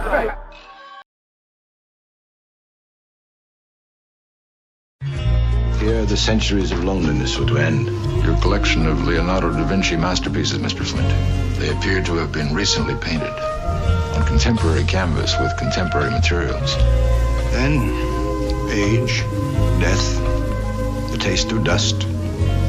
Do you understand? You wanted a perfect, ultimate woman. As brilliant, as immortal as yourself. Your mate for all time. Merkaba master. I charted demons to other worlds, drive devils to plaster. Rush them to hell, breathing asthma. Place Satan on gurneys next to Hermes. Send them off to their journey to Cleopatra. They read those chapters, egos captured. The Leo laughter, neoplasma. Run through my veins in this matrix, and my basement became a plaza. And now I'm in the Sky Lounge with negative spirit hackers. Build on math and we read the chapters. Observe through our windows at the quiet disasters. Riots at NASA, marches, gender pride, freedom rights for the masses. Till we do away with first and second citizen classes. Religion is backwards, trying to comprehend to the pastor. This gym is like Jasper. Either we all live and strive for the youth to survive, or it all ends with the rapture. Forget waiting on the man, I'm making a plan. And for the ages of false statements, I'm taking a stand. Start an investigation on Satan with a cross in my hand. Make him plead guilty, now face the jury. We're in the courts of I am. If I could just vanish from off the planet, like magic, become caught from granite. Days, mathematics is understanding. Hey, hey, did you hear? This is the perfect place to disappear. Oh, hey, did you hear? This is the perfect place to disappear. A billion stories in the naked city. Ghost told me that his best friend needs a kidney. We froze, reminisce of Tiffany in the cold. Open whiskey from the 20s in the memory. Sympathy made the angels play a symphony. Said he could have had a scholarship. Toured different colleges. Now he's out of it, fading away slowly on dialysis. His name remained anonymous, but here's my acknowledgements. Street legends and hood guards. Kingdom fall into a mirage. Ghetto depression sets in. Then we place weed and cigars. A child has difficulties concentrating. From where he lives, he sees his promises fading. He sees his pops gone, his mom's is aging. She trying to stay strong for a church congregation. And meanwhile, a kid named Rico was the coke king. A lot of siblings of the dope fiends hope you scream. A lot of children with broken dreams, homes were clean. The most extreme, you got rich and what you sold to queens. Look what you did to Josephine. And Ebony is unheavenly. The devil's ready with open wings. As Lucifer uses love and his youthful mug. Then his blood on the cobra's fangs. Hey, hey, did you hear? This is the perfect place to disappear. Did you hear? This is the perfect place to disappear.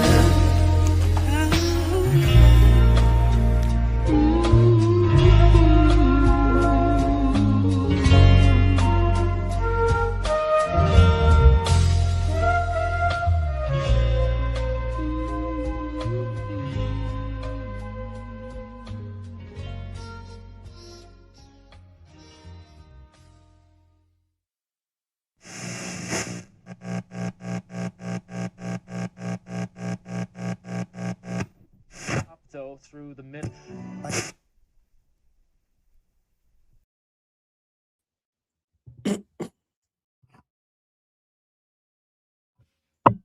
Drop that bomb.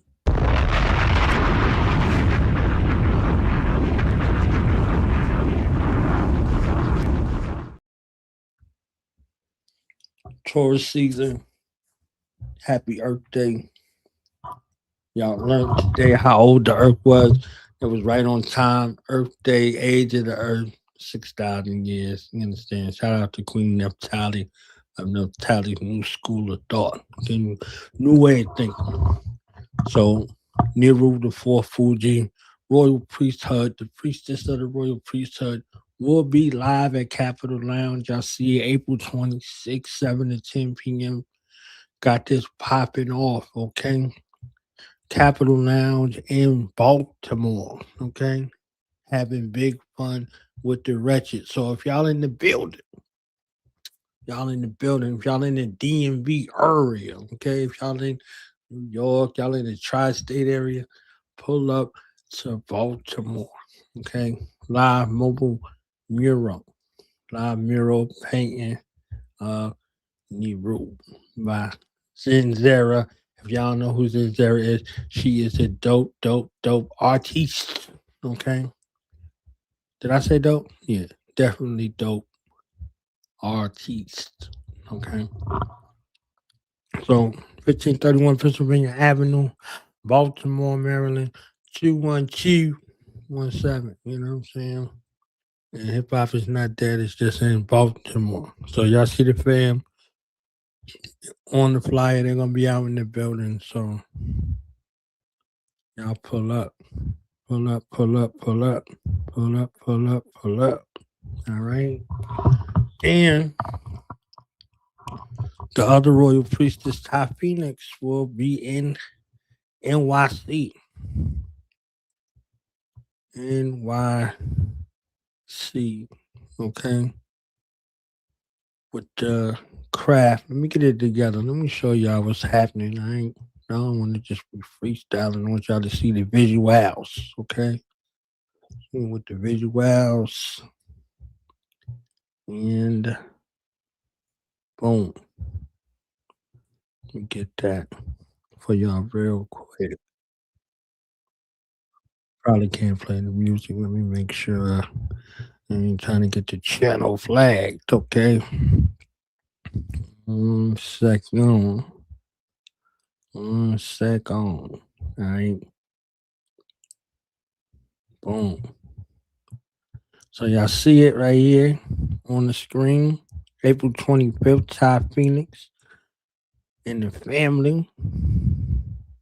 You understand? Beanie Siegel up in there at the craft in Brooklyn. You know what I'm saying? Beanie Siegel, Grab, Mr. Mac, Ty Phoenix, DJ Spinner on the ones and twos. Surprise guest to be in the building. So tickets available at the craft.nyc. So the Royal Priesthood is still moving, all right? 635 Sackett Street, Brooklyn, 11217. All right? If you don't know, now you know. All right? So if you ain't got nothing to do this weekend, if you ain't in Baltimore, then you need to be in New York. All right? Make sure y'all shout out Ty Phoenix, the great. All right? Hold on, y'all said y'all couldn't see it. Roy, clean out your glasses, fam. Hold on. Hold on, fam. I'm be doing this extra work over here. Hold on. Left.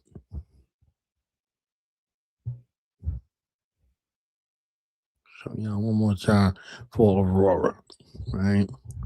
So the craft, April 25th, DJ Spinner, Michael Sean, Ty Phoenix, Raph, all in the building over here, all right? All in the building. So y'all see it, right? Ty Phoenix will be in New York. So if you're in New York, you get a chance to see Ty Phoenix perform live. You're gonna be tearing it down, all right? Tearing it down.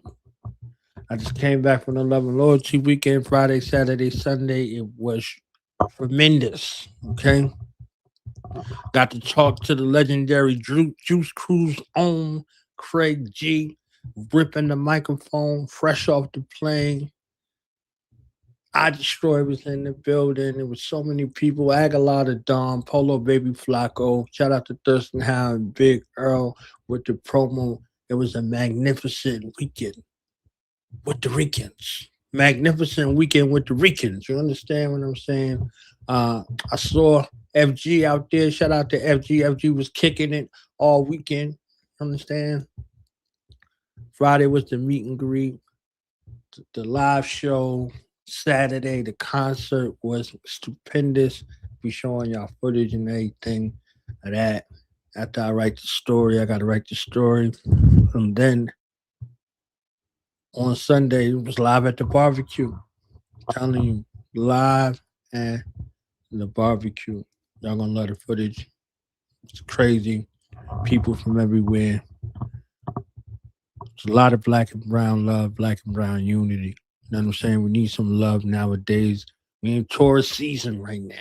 You understand? So we went from the fire of Aries into Taurus. So the earth is here to slow things down a little bit. I know if y'all hungry right now, it's because it's tourist season and tourists always eating. All right. So tourists is always eating. Shout out to my Starseed sister, Smart Video Girl. Her born day is today. You know what I'm saying? Born on Earth Day. So shout out to Smart Video Girl. Y'all go check it out on Pornoia Starseed Podcast. And shout out to my Starseeds. Okay. Next week, the day before John Newsom's birthday. Okay, we'll be back here. Got a lot of people coming on. A lot of people coming on. A lot of people, a lot of artists, MCs. Our brother will be in the building. DJ Reborn, the Rebizzle will be here. Hopefully John Newsom will be with him as well.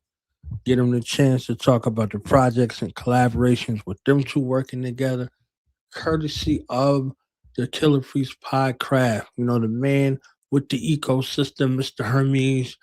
John Newsom will hopefully be here with Reborn, Rebizzle.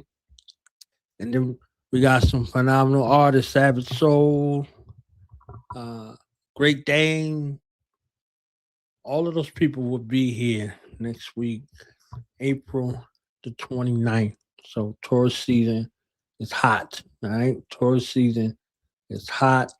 The following week, my brother, Mr. Westbrook, a.k.a. Supreme Numerics, a.k.a. Mr. Nick Westbrook, and Sunshine Monet L will be back together on here, trying to help us to make sense of what is happening with the transits, what's happening in the cosmos, and what's happening with the numerology. You understand? Because I ain't qualified.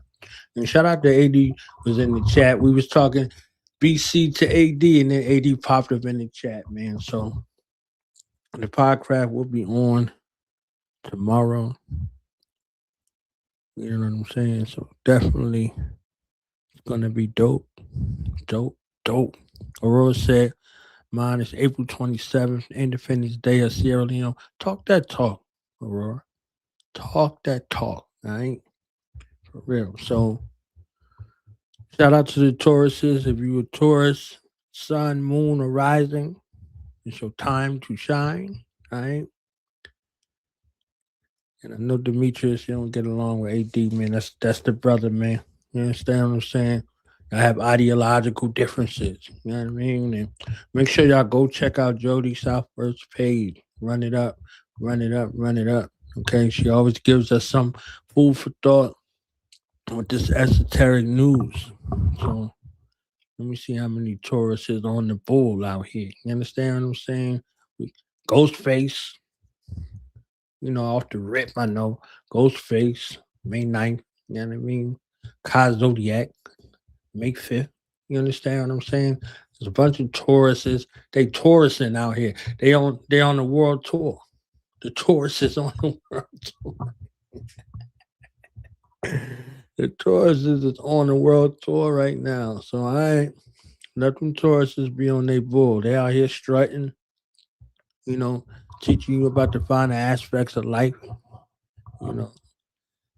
And, you know, we building. One more time, shout out to Queen Naphtali. All right. Okay. May 2nd. May 2nd is the day that the Forest of the Happily Ever After was released. So, and yeah, a lot of stuff happening. A lot of stuff going on. Stay in tune and get ready for tomorrow. Put them song promotions in, kppodcraft.com. Let me go to it real quick so y'all can see what I'm talking about, all right? Go to kppodcraft.com. After you subscribe to Jody's channel and you subscribe to Queen Naphtali's channel, then you go and you get you some Killah Priest merch. You understand what I'm saying? Get you some Killah Priest merch. Send a super chat and get your music played. All right? Sundays, Thursdays. 5:30 p.m. Pacific Standard Time. It's 8:30 on the East Coast, 7:30 Central Time, and 6:30 in the mountain. All right. Send a super chat, live stream here, merch, calendar, vlog, all kind of things that's happening on the Podcraft. You understand? The greatest place on YouTube. The greatest place on YouTube. Get your music heard right here. Get your music featured on the Killah Priest Live Podcraft. Okay? I'm going to tell y'all something real quick. There's not a place that I have gone in America when somebody didn't come up to me and say, yo, that's knowledge born from the Podcraft. You know what I'm saying? I got my own platform, Do the Knowledge Radio, for the last 11 years, right?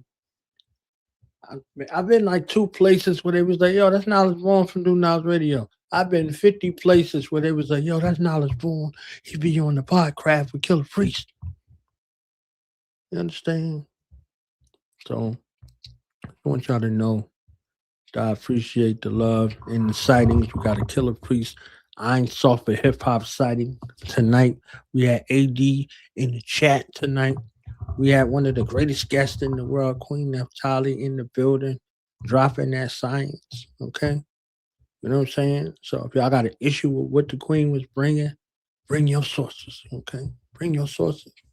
So I ain't gonna be in here too much longer. Play a little bit of music, and AD gave me one of the illest playlists in the universe. You understand what I'm saying?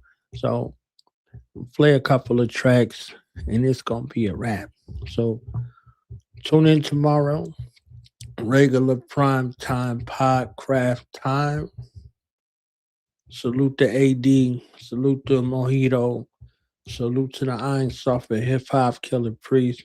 Salute to Solo Jim. Salute to Zeke. Salute to the fam. You understand what I'm saying? Salute to the fam, bam. And I'll see you next week. Peace.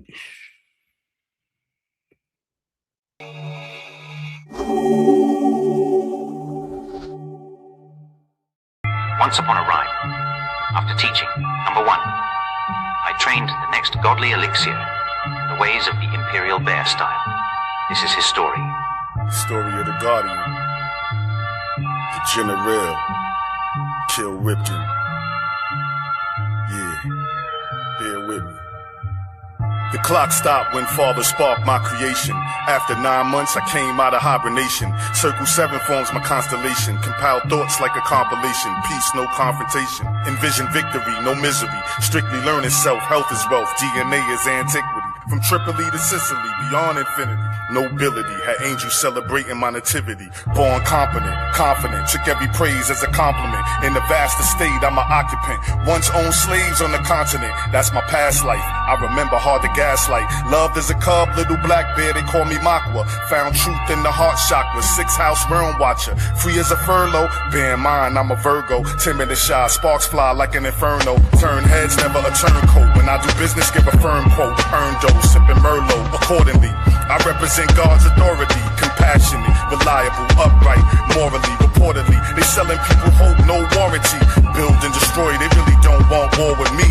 In the habitat with hostile hearts, adapted to science and martial arts. Trained to go dart for dart, trying to my dojo. Solo, attack with 2 swords, Miyamoto. Mystic Maza Mojo, never fear y'all, one of my styles, bear claw, grizzly. Dismantle threats quickly, speak wrath of God certainly. Bear the load, ruled by Mercury. Teach a leader, knowing what my purpose be. Ability to keep fighting wounded, repair cells like Wolverine between material and unseen. Symbolize the consequence of disobedience. Elixir number 2, this the main ingredient. I keep feeding it. I call your bluff, though I run with killers at night. Sweet science, master the art of a wilderness life. Amongst lions and wolves, you know gorillas and hyenas. With fellas and misdemeanors until when they subpoena. Intel makes me a creature of detail. Some pray we fell, the force too strong. We prevail. Trained in the art of discipline. I left the young bear in the middle of the woods alone at night until its sounds and smells became that of home. Raised amongst bears who accepted him as one of their own. Kill learned their ways. In time, he would be ready to defend the land against foreign invaders seeking to colonize the vast Moorish estates. Represent the rebirth, the resurrection, seek perfection. Care for my loved ones, no exception, I'm protection. Papa Bear, honored to be of service. Brute strength along with my size, make most nervous. Patience, innocence, build the inner strength. Link with the natives, no coincidence. Striving to keep my innocence. Enemies who plan my demise got dealt with. Kills a bull in a china shop, I can't help it. Turn greener than a Celtic. Berserko from gold hurt foes. Every day I grind, no stopping my workflow. 72 chambers if you brave enough enter. My style's chin out, no competition, I'm the winner. Break bones, rip joints and ligaments. 5 deadly blackamoors, militant, administrating due diligence. Once fought 5 foes a man, preventing them from snatching up the souls of man. Victims of the stolen land. Taught the tree of life by energy, but resonate lyrically. Demonstrate spiritually and civically. Kills a mystery, witness my mythos, it's my story. Rhyme minister, got live wires that die for me. Play my position, my defense is 85 bears. Added to my arsenal, kicks, hats, and snares. No fear. Witness the bear, yeah. After finding his own way through the forest to find the cavern of the immortal giant, he drank the potion, and the second godly elixir was reborn with enhanced abilities, derived from his training and time amongst the bears.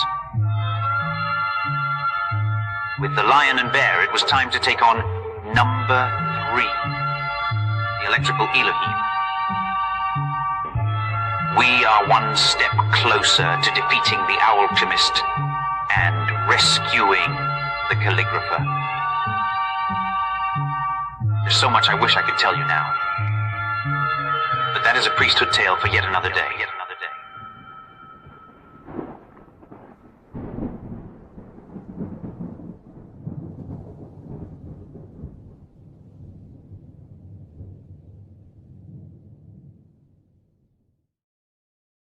Each tea has its own character and properties. What is the purpose of breeding? These many teas are grown in nature, all of them. Is there a discernible difference? Yes, once you learn this, you can tell the difference between the teas. But the way I see it is, the tea doesn't judge itself. It's people that judge its grade. Different people choose different things. Yo, I sip tea with big leaves between thick trees. Feel the wind breeze that brung in bees. Stare at the blue sea. Karate gi, hooks on Bruce Lee. My dragon fist extends throughout my sleeve like a kung fu movie. Flipping over their bullets while they spray their Uzi. Chopsticks for sushi, drop kicks Suzuki's. Charm Lang and Susie. The area look bougie. Built like a temple oriental. Let me tell a story simple. Disguise a story, brain pouring gentle. The more she pulls towards me, the more it's mental. Fist of the North Star, kiss of a soft throb, rosy dimples. Amidst in the courtyard, all initials. Her robe has symbols, shows she's Hindu. Kicks from Kinyu. Anything I miss, shall I continue? In the spring, the spider is the fly's fate. I train by 8, the crane and the snake. I learn from mistakes, I earn my plate. Hampered by faith, I'm unconcerned with waste and bloodlines with negative traits. You there mountain to practice human balance. I move in silence. My greatest challenge till I move back to Shaolin. But this tea is Darjeeling. It helps with music talent. And if your mood is violence, it's just smooth as violence. The crown jewel, black tea, relax me, a bluish island. They put me up on per urn. You don't stir, just let it sit, frankincense and myrrh. I prefer the expert nuts and herbs. Make rhymes with energy words. Wait on waiters to serve. Never let peace be disturbed. A third eye's like a beat of the bird that screech, observe. Never peek even though your destiny's reach. With rap, I'm a geek, a nerd. Strange happenings at the creek occurred. They said a beast emerged. The sky left the streets. The streets were herds. All this sipping my tea. All this written by me. Priest on my tea break. On my tea break. On my tea break. On my tea break. On my tea break.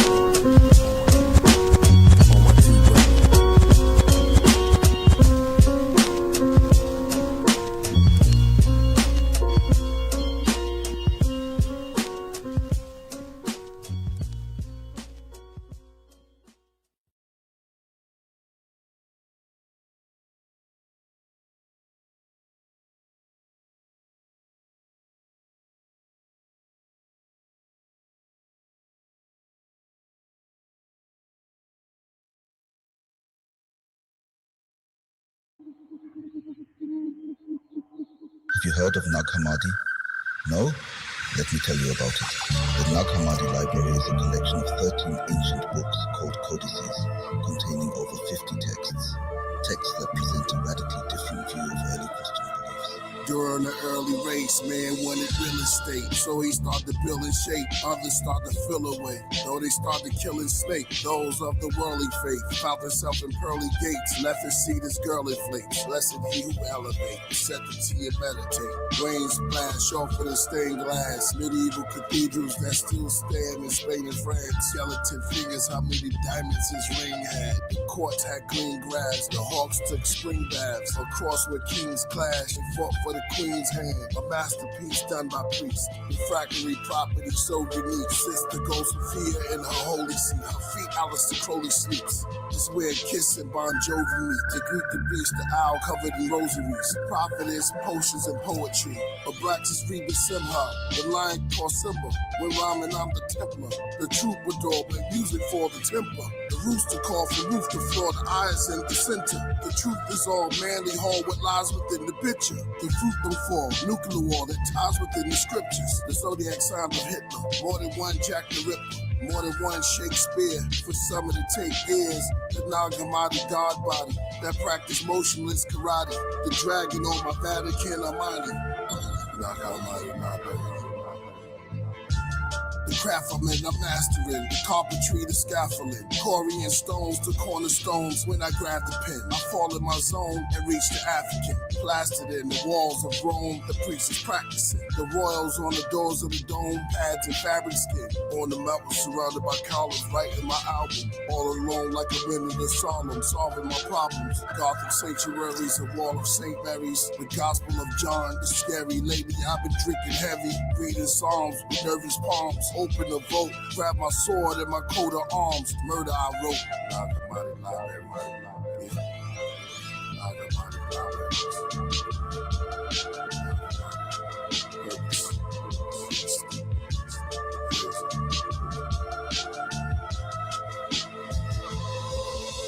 Imagine finding a book that tells a completely different version of a story you thought you knew by heart. These manuscripts were hidden for a reason. In the end, Nag Hammadi's texts aren't just relics. They're a bombshell on traditional teachings, showing us just how diverse and dynamic early Christian thought was.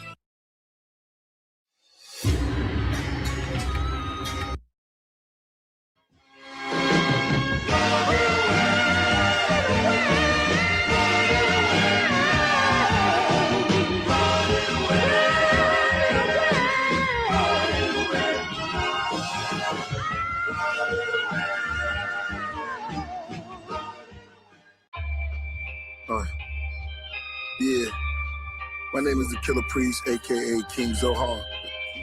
Ghostface Killer, Rilla. We got this thing called Dynamite Sticks, bestseller. Dr. Zodiac, my man Solo. Yeah, smooth like fur coats and cognac. Yeah, yeah, with me. Slow it down. All right, beat it up. But fall into a groove. Yo, remind me of vanilla winters, a mango sun, turntable spun, hell Avengers, go cables hung, puffin' dynamite like it's April 1, so kinda fool, time to move, LA sunshine and pools, take a pull, paid in full, Sumer guards were the ancient bulls, dynamite sticks, so Google woogle, take a nice rip, spider webs of voodoo, act a fool going cuckoo, head full of loose screws. I'm drifting in dimensions, Zachariah Sitchin, rapid fire spitting higher vision, twisted from the scented match lighter, LED flicking, yeah, vanilla mango, the THC like it's purple, I'm thankful, pass around in circles, hand it back to you by Urkel, like how the fuck Urkel get here, pineapple coconut, sample the golden puff, USB charger, attach the battery, loads cartridge, smoke follow the partridge, the wheat ayahuasca, dynamite sticks hit like a roster, Yo, I shine like the crystals on a live sativa. In that woo-goo oil that caramelized the reefer. flooding the region. Big balls of the keeping, the pin circulating the patient that's Middle Eastern. SC Lab study the strains like terpenes under microscope slides, watch every move like Herb Dean. Herbs green, every verb words green. Flowers sir, sit you on the curb like you were sipping on syrup lean. Speak easy boys, move like a Ouija board, dropping off woo-goo packages on ski resorts. Pounds tied up in the box with black TV cords, stashed out secret compartment that's sitting under floors. Ghouls, sour kush oils plus CBDs, international. We made it, we on BBC. GFK all day with that THC, TSA. They never frisk me like I get it free.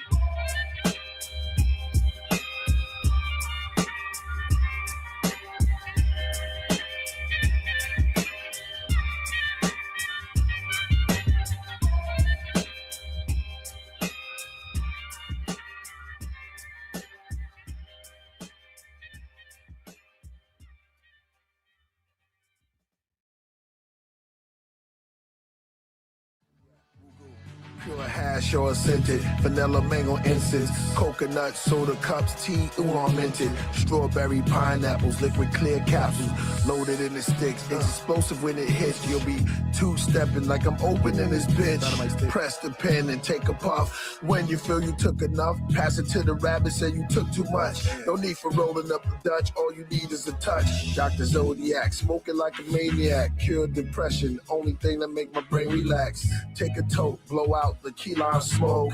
It tastes good, try a weed line soap. Look, lemon drops, lollipops in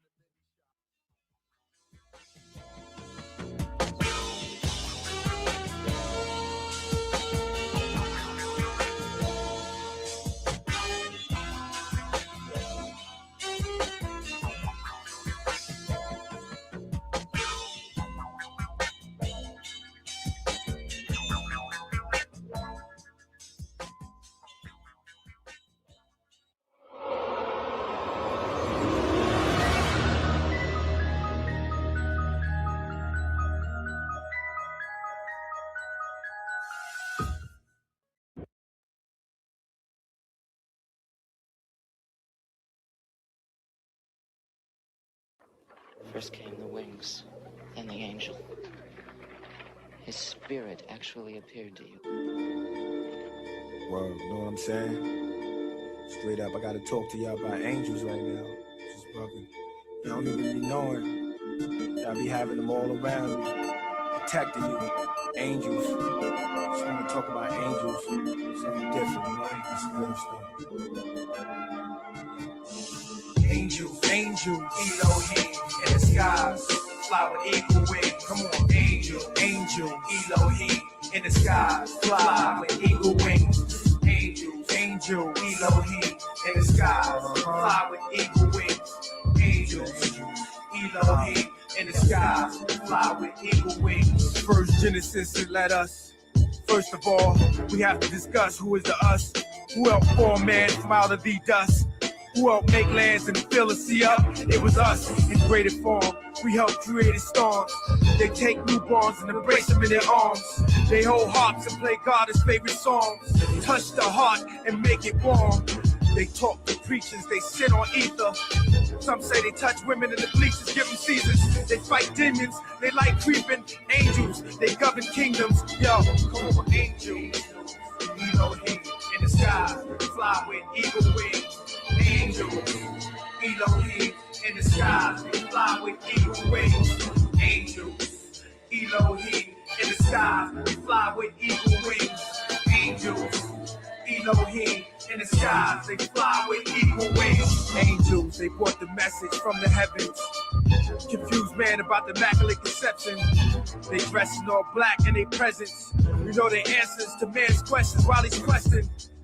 The cherubim and the cherubim, man should cherish them, but don't worship them. Why? Cause they here to service men. Angels, they walk with plain clothes, never let their wings show. Angels, Elohim in the sky, fly with eagle wings. Angels, Elohim in the sky, fly with eagle wings. Angels, Elohim in the sky, fly with eagle wings. Angels, Elohim in the sky, fly with eagle wings. Angels, They witch you in prison, show us visions, play with your children, introduce us to women. They surround leaders and politicians, acknowledged by Christians, followed by wisdom. You can hear them, they can be around you right now, sitting with their wings hitting. The ghosts of the night drifting, float on the light skipping. Put my soul in conviction, just listen to the energy, channels into the angels. Come on, angels. You know, man, what's around y'all? Skies, fly with eagle wings. You don't even know what's up in the heavens, cat. That be talking, word, cat keep trying to keep up on you and shoot you. But you don't know why. You know, why he just, something just changed his mind. Reaching his pants, reaching his pocket, instead of pull out a razor, pull out $1 and give it to you. Shit like that just bug the mental out. No, man. Be around the day. Cat can just run up on you. Like, yo, what up? We get his pocket. Tell him put out a knife or something, a gun or something. Pull out some money and give it to you. You working funny in the world. You don't know. Yo, they cover the whole universe. Walk with us, man. The Holy Spirit, you know.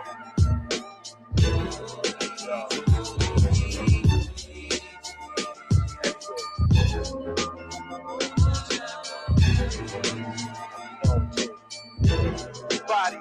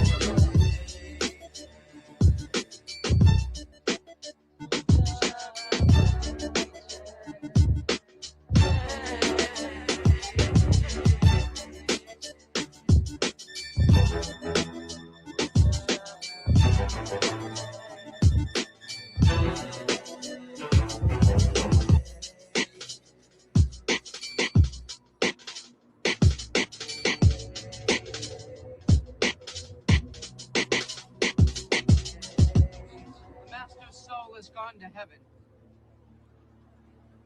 His body's work is completed.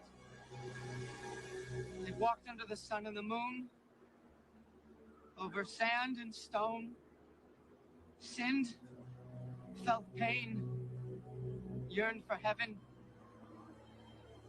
We commend his remains to our God. Flesh, the master no longer needs you. Melt away.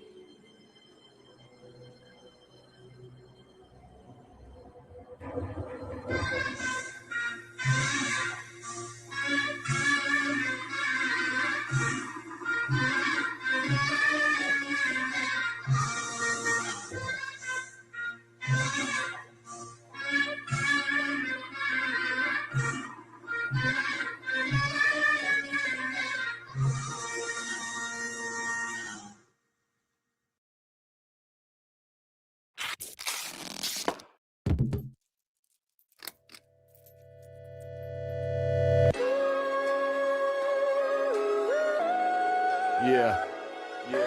That's how we do it, y'all. Shout outs to Sea-Lance on the beat. Yeah, real recognize real. Trying to take this hip hop to another dimension. Yeah, not just another level. Rowdy G, IRM, Killah Priest, Wu-Tang, Reap the Lost, AOTP, predicted the future. Nostradamus like. Give me a moment to show you what Robert's like. Eyes trapped, looking up, mapping up the stars and skies. The harder my description becomes of what is dark inside, the sharper my predictions and similar archetypes. Part of my emotional overflow of information. It's interesting, the assimilation of civilizations from the dawn of time. Never thought that I could make the difference I'm making. Tell you if you sell drugs, you go to prison. This is basic. Go drunk driving, end up with no means for transportation. Play with fire, get burned. Every lie is a curse. Take it with you till you lie in the dirt. Ask him why does it hurt? This is karma coming back. Play with guns, live like you got a target on your back. Find it hard to just relax, not the weight that you should carry. I'm looking out for tomorrow, cause they say the future's scary. Look into the crystal ball, tell me what you see. Who you are is not who you'll be. People change, I just thought that you should know where you're gonna end up when you're walking down that road. So listen up, yeah, we got more to tell ya. Reap the lost cause, he's a fortune teller. Killah Priest, yeah, he be a fortune teller. It's Robbie G, yeah, you know that I'm a fortune teller. Hey youngin', let me tell you what the future holds. You ain't gonna make it out this game, just thought you should know. I see you made a mess, broken down in stress, chasing success, which you equate with checks. Putting all your eggs in one basket until there's nothing left. I see you wrecked, I see your fam up and left. Cause you tried and you failed, then you lied so they bailed. Yeah, you did some good, but in comparison it's pale. Flip that.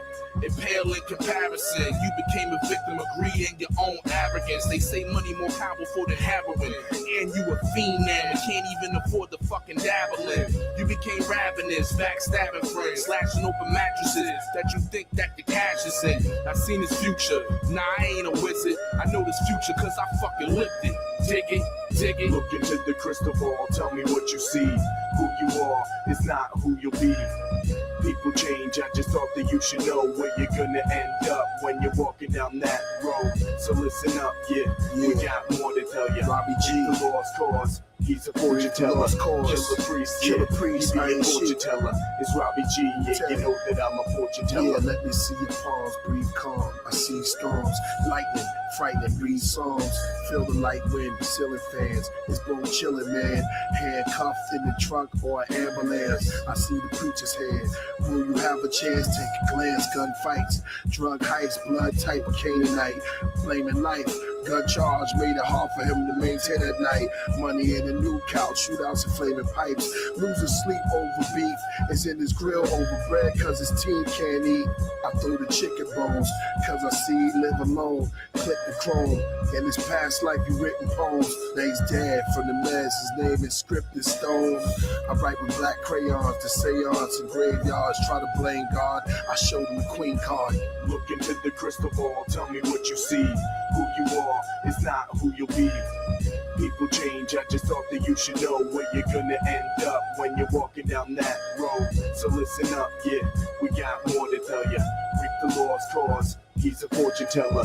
Killah Priest, yeah, he be a fortune teller. It's Robbie G, yeah, you know that I'm a fortune teller.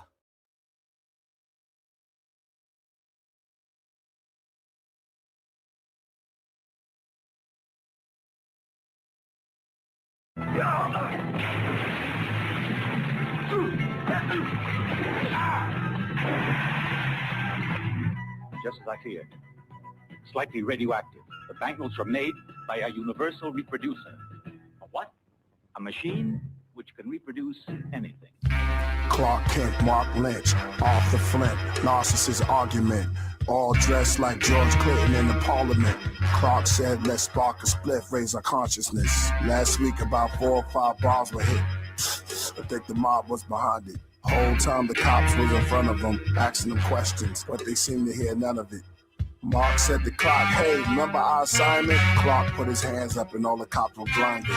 Then all three walked to the middle of the street. Their jesters lift up jeeps through the top off of water hydrants. Our power is back, we are the tyrants. Arthur made a clap, all the sirens were silenced. We are the supermen, the high teens of science. Born in the nucleus, rise to the giants. Art and Clark took off through space. Mark ran through the streets, running through buildings. This villain won't be safe. Through the air they gave chase, like lightning bolts coming with silver capes. The 28 bronze men, monks wearing orange. They came with their warrant, face look haunted. Play the organ, the night looks gray and haunted. The monks burn sage while crawling. The grave is calling, the supermen shot rays at all. After death blaze their coffin. Vampire monks, they've been dead for months. Disease spread like the mumps. Clock stopped the plane, Mark stopped the train. All barehanded art did on display. After the death of the demonic Dalai Lama reign. Here comes Batman. Him and Robin just came from a club getting a lap dance. Two supermen surround them doing cat scans. Robin said, Jumpin' Jesus, we on the same team, what are you guys doing? Carl said, move in, start shooting. In their mind, the hero wars were brewing. The Hall of Justice reviewing. The Pioneer Pantheon revolutions. The periodic table movement. The Renaissance Requiem rapping and renewing. Super Friends start reproducing. The resurrection and the execution. Storytelling, I'm the best till the death of music.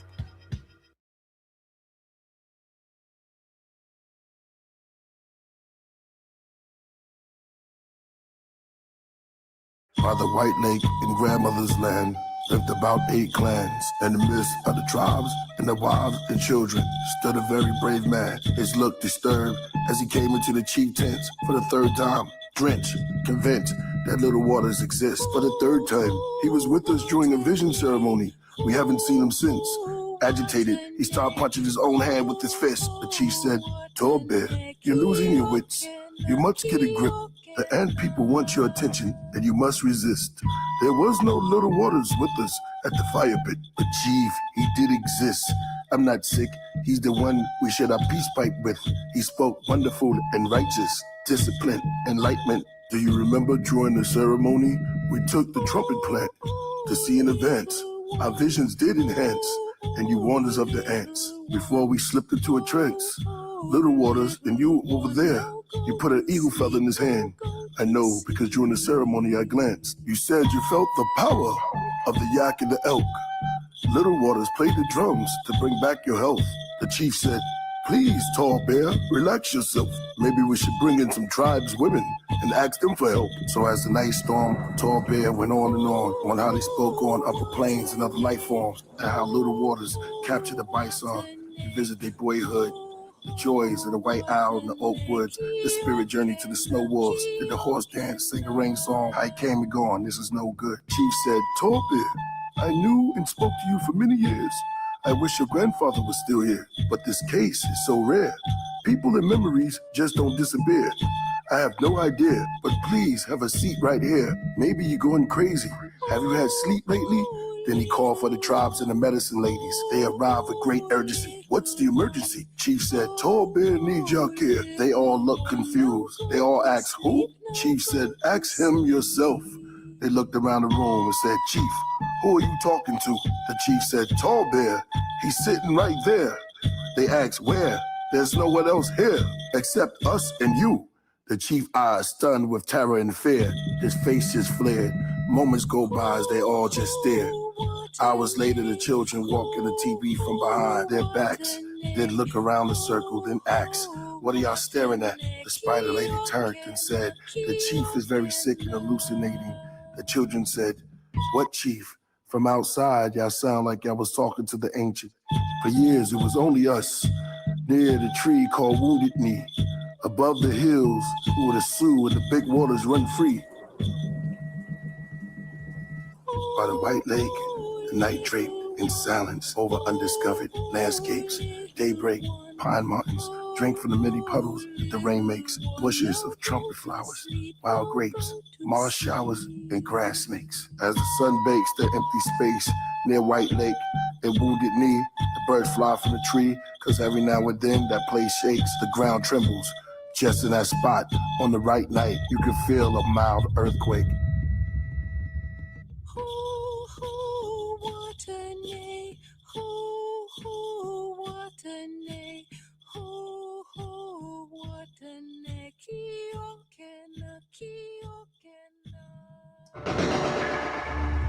In grandmother's land. In grandmother's land. In the grandmother's land, the time first began. Who was there? Tall Bear, Little Waters, the chief, or was it incomplete? Were the three really there? For the medicine ladies and grandmother's land, grandmother's land, grandmother's land, grandmother's land, grandmother's land, grandmother's land, wine time. In grandmother's land, in grandmother's land, were they ever there? The tall bear, the chief, in little water. In grandmother's land, in grandmother's land, were they ever there? The tall bear, the chief, in little waters. In grandmother's land, we walk the burning sands.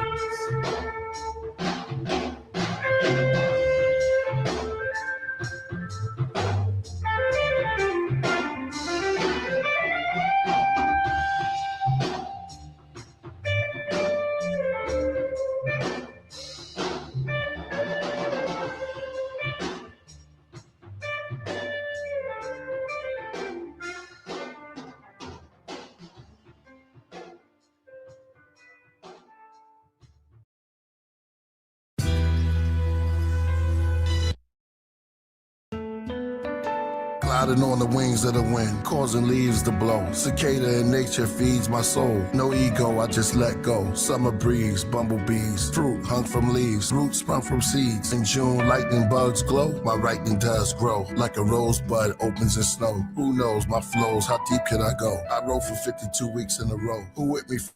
Cause I speak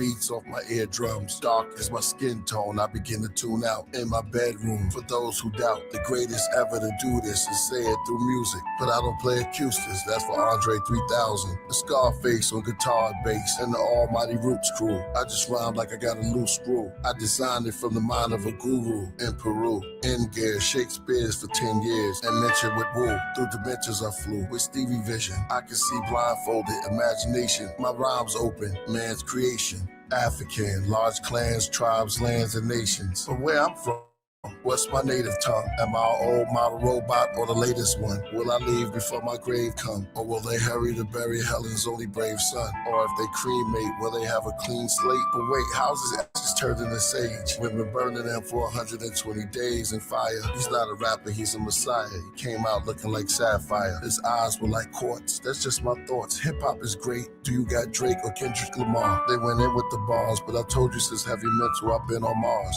Wake me up when you place a rock in my law. Some Big Daddy Kane, I know it's their reign. K-Dot and Drake, the Rick diss from Game. I'm trying to figure who I am and they say never change. Damn, it's a shame. I can read the room and understand body language, like medieval tattoos and godly paintings. I'll leave y'all with clues. Sorry, I know y'all waiting, just be patient. Celestial grammar went forth, now me and purpose in talks. Damn, I'm at a fork.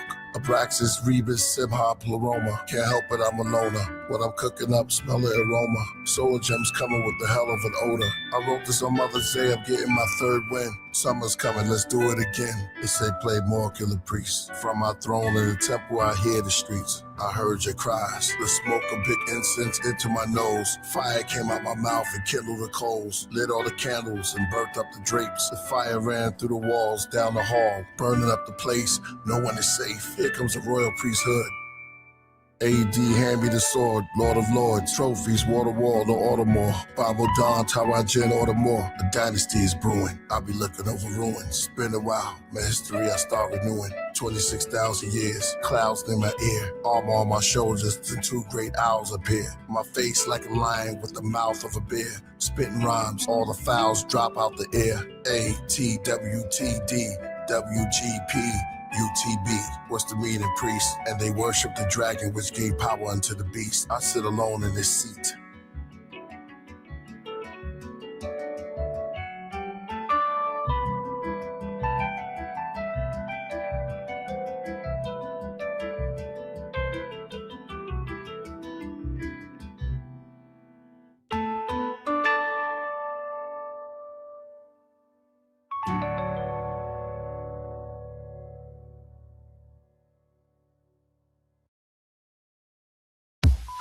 You must gain balance within yourself.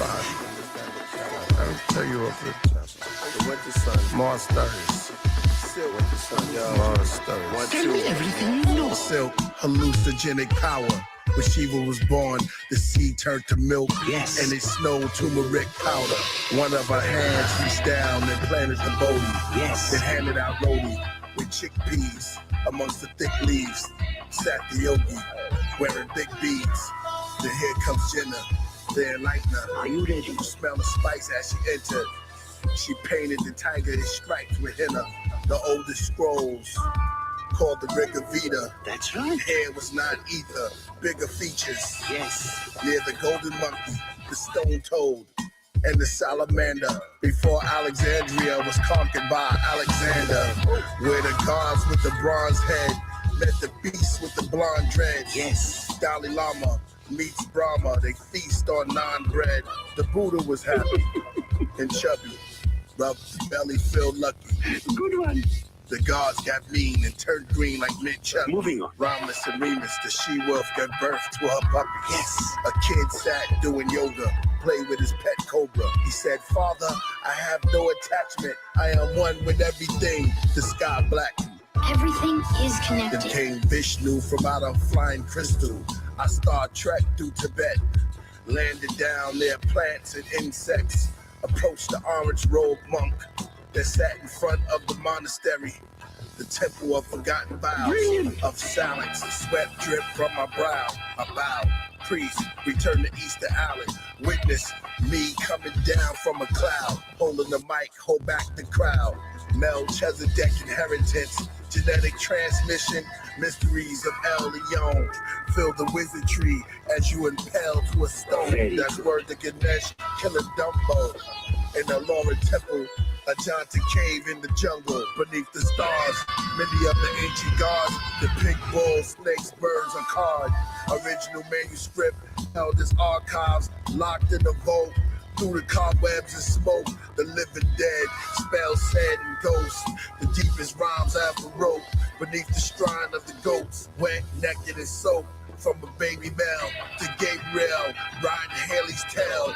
Comments hitting your conscience like 80 wells. The teachers in their pride, vain boast, they know nothing. This mic holds substance, and it is they who obey and truly succeeded in achieving total ignorance and sheer bliss. I'm here for years until I'm gone. I leave Saffron.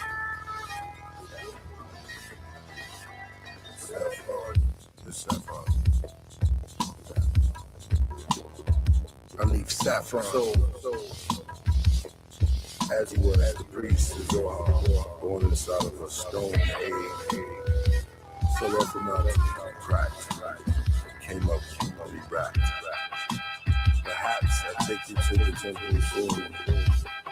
You all be tripping. The smell of perfume. Accept the reality.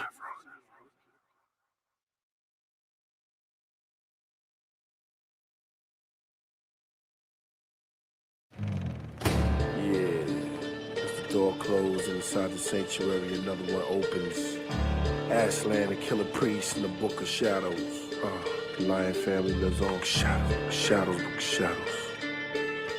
Yeah, like the black candles. Killah Priest on his shit. The whole Wu-Tang family. Nocturnal, I stroll with the darkness go. Yeah. I write rhymes and pitch black. Nocturnal, I stroll with the dark. Red dragons can't even fuck with my brain pattern. Nocturnal, I stroll with the darkness go. I write rhymes and pitch black. Nocturnal, I stroll with the darkness go.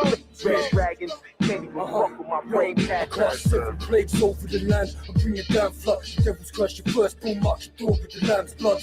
Hope it passes over, feast on unleavened bread. Cause I won't stop till I've taken the beast 7 fed. The black eagle, I wear the charms of the scarab beetle. I better start from Moses and rap like Arab people. The witch doctor, what? Check my cauldrons for me like you've heard the stories of the source of the books and water. I dread a cold, read forgotten scrolls and lost journals. The nocturnal warlock, I draw the crop circles. A black sire, riding chariots of fire. Never step to me, forever ready to stake a vampire. I see you lunatics that hiding at the moon, bury you down man in the black and two of an underground cat crew, sending adversaries to the dungeons of hell. I let the boatman of the river Styx ferry you to the underworld. Nocturnal, I stroll when the darkness goes.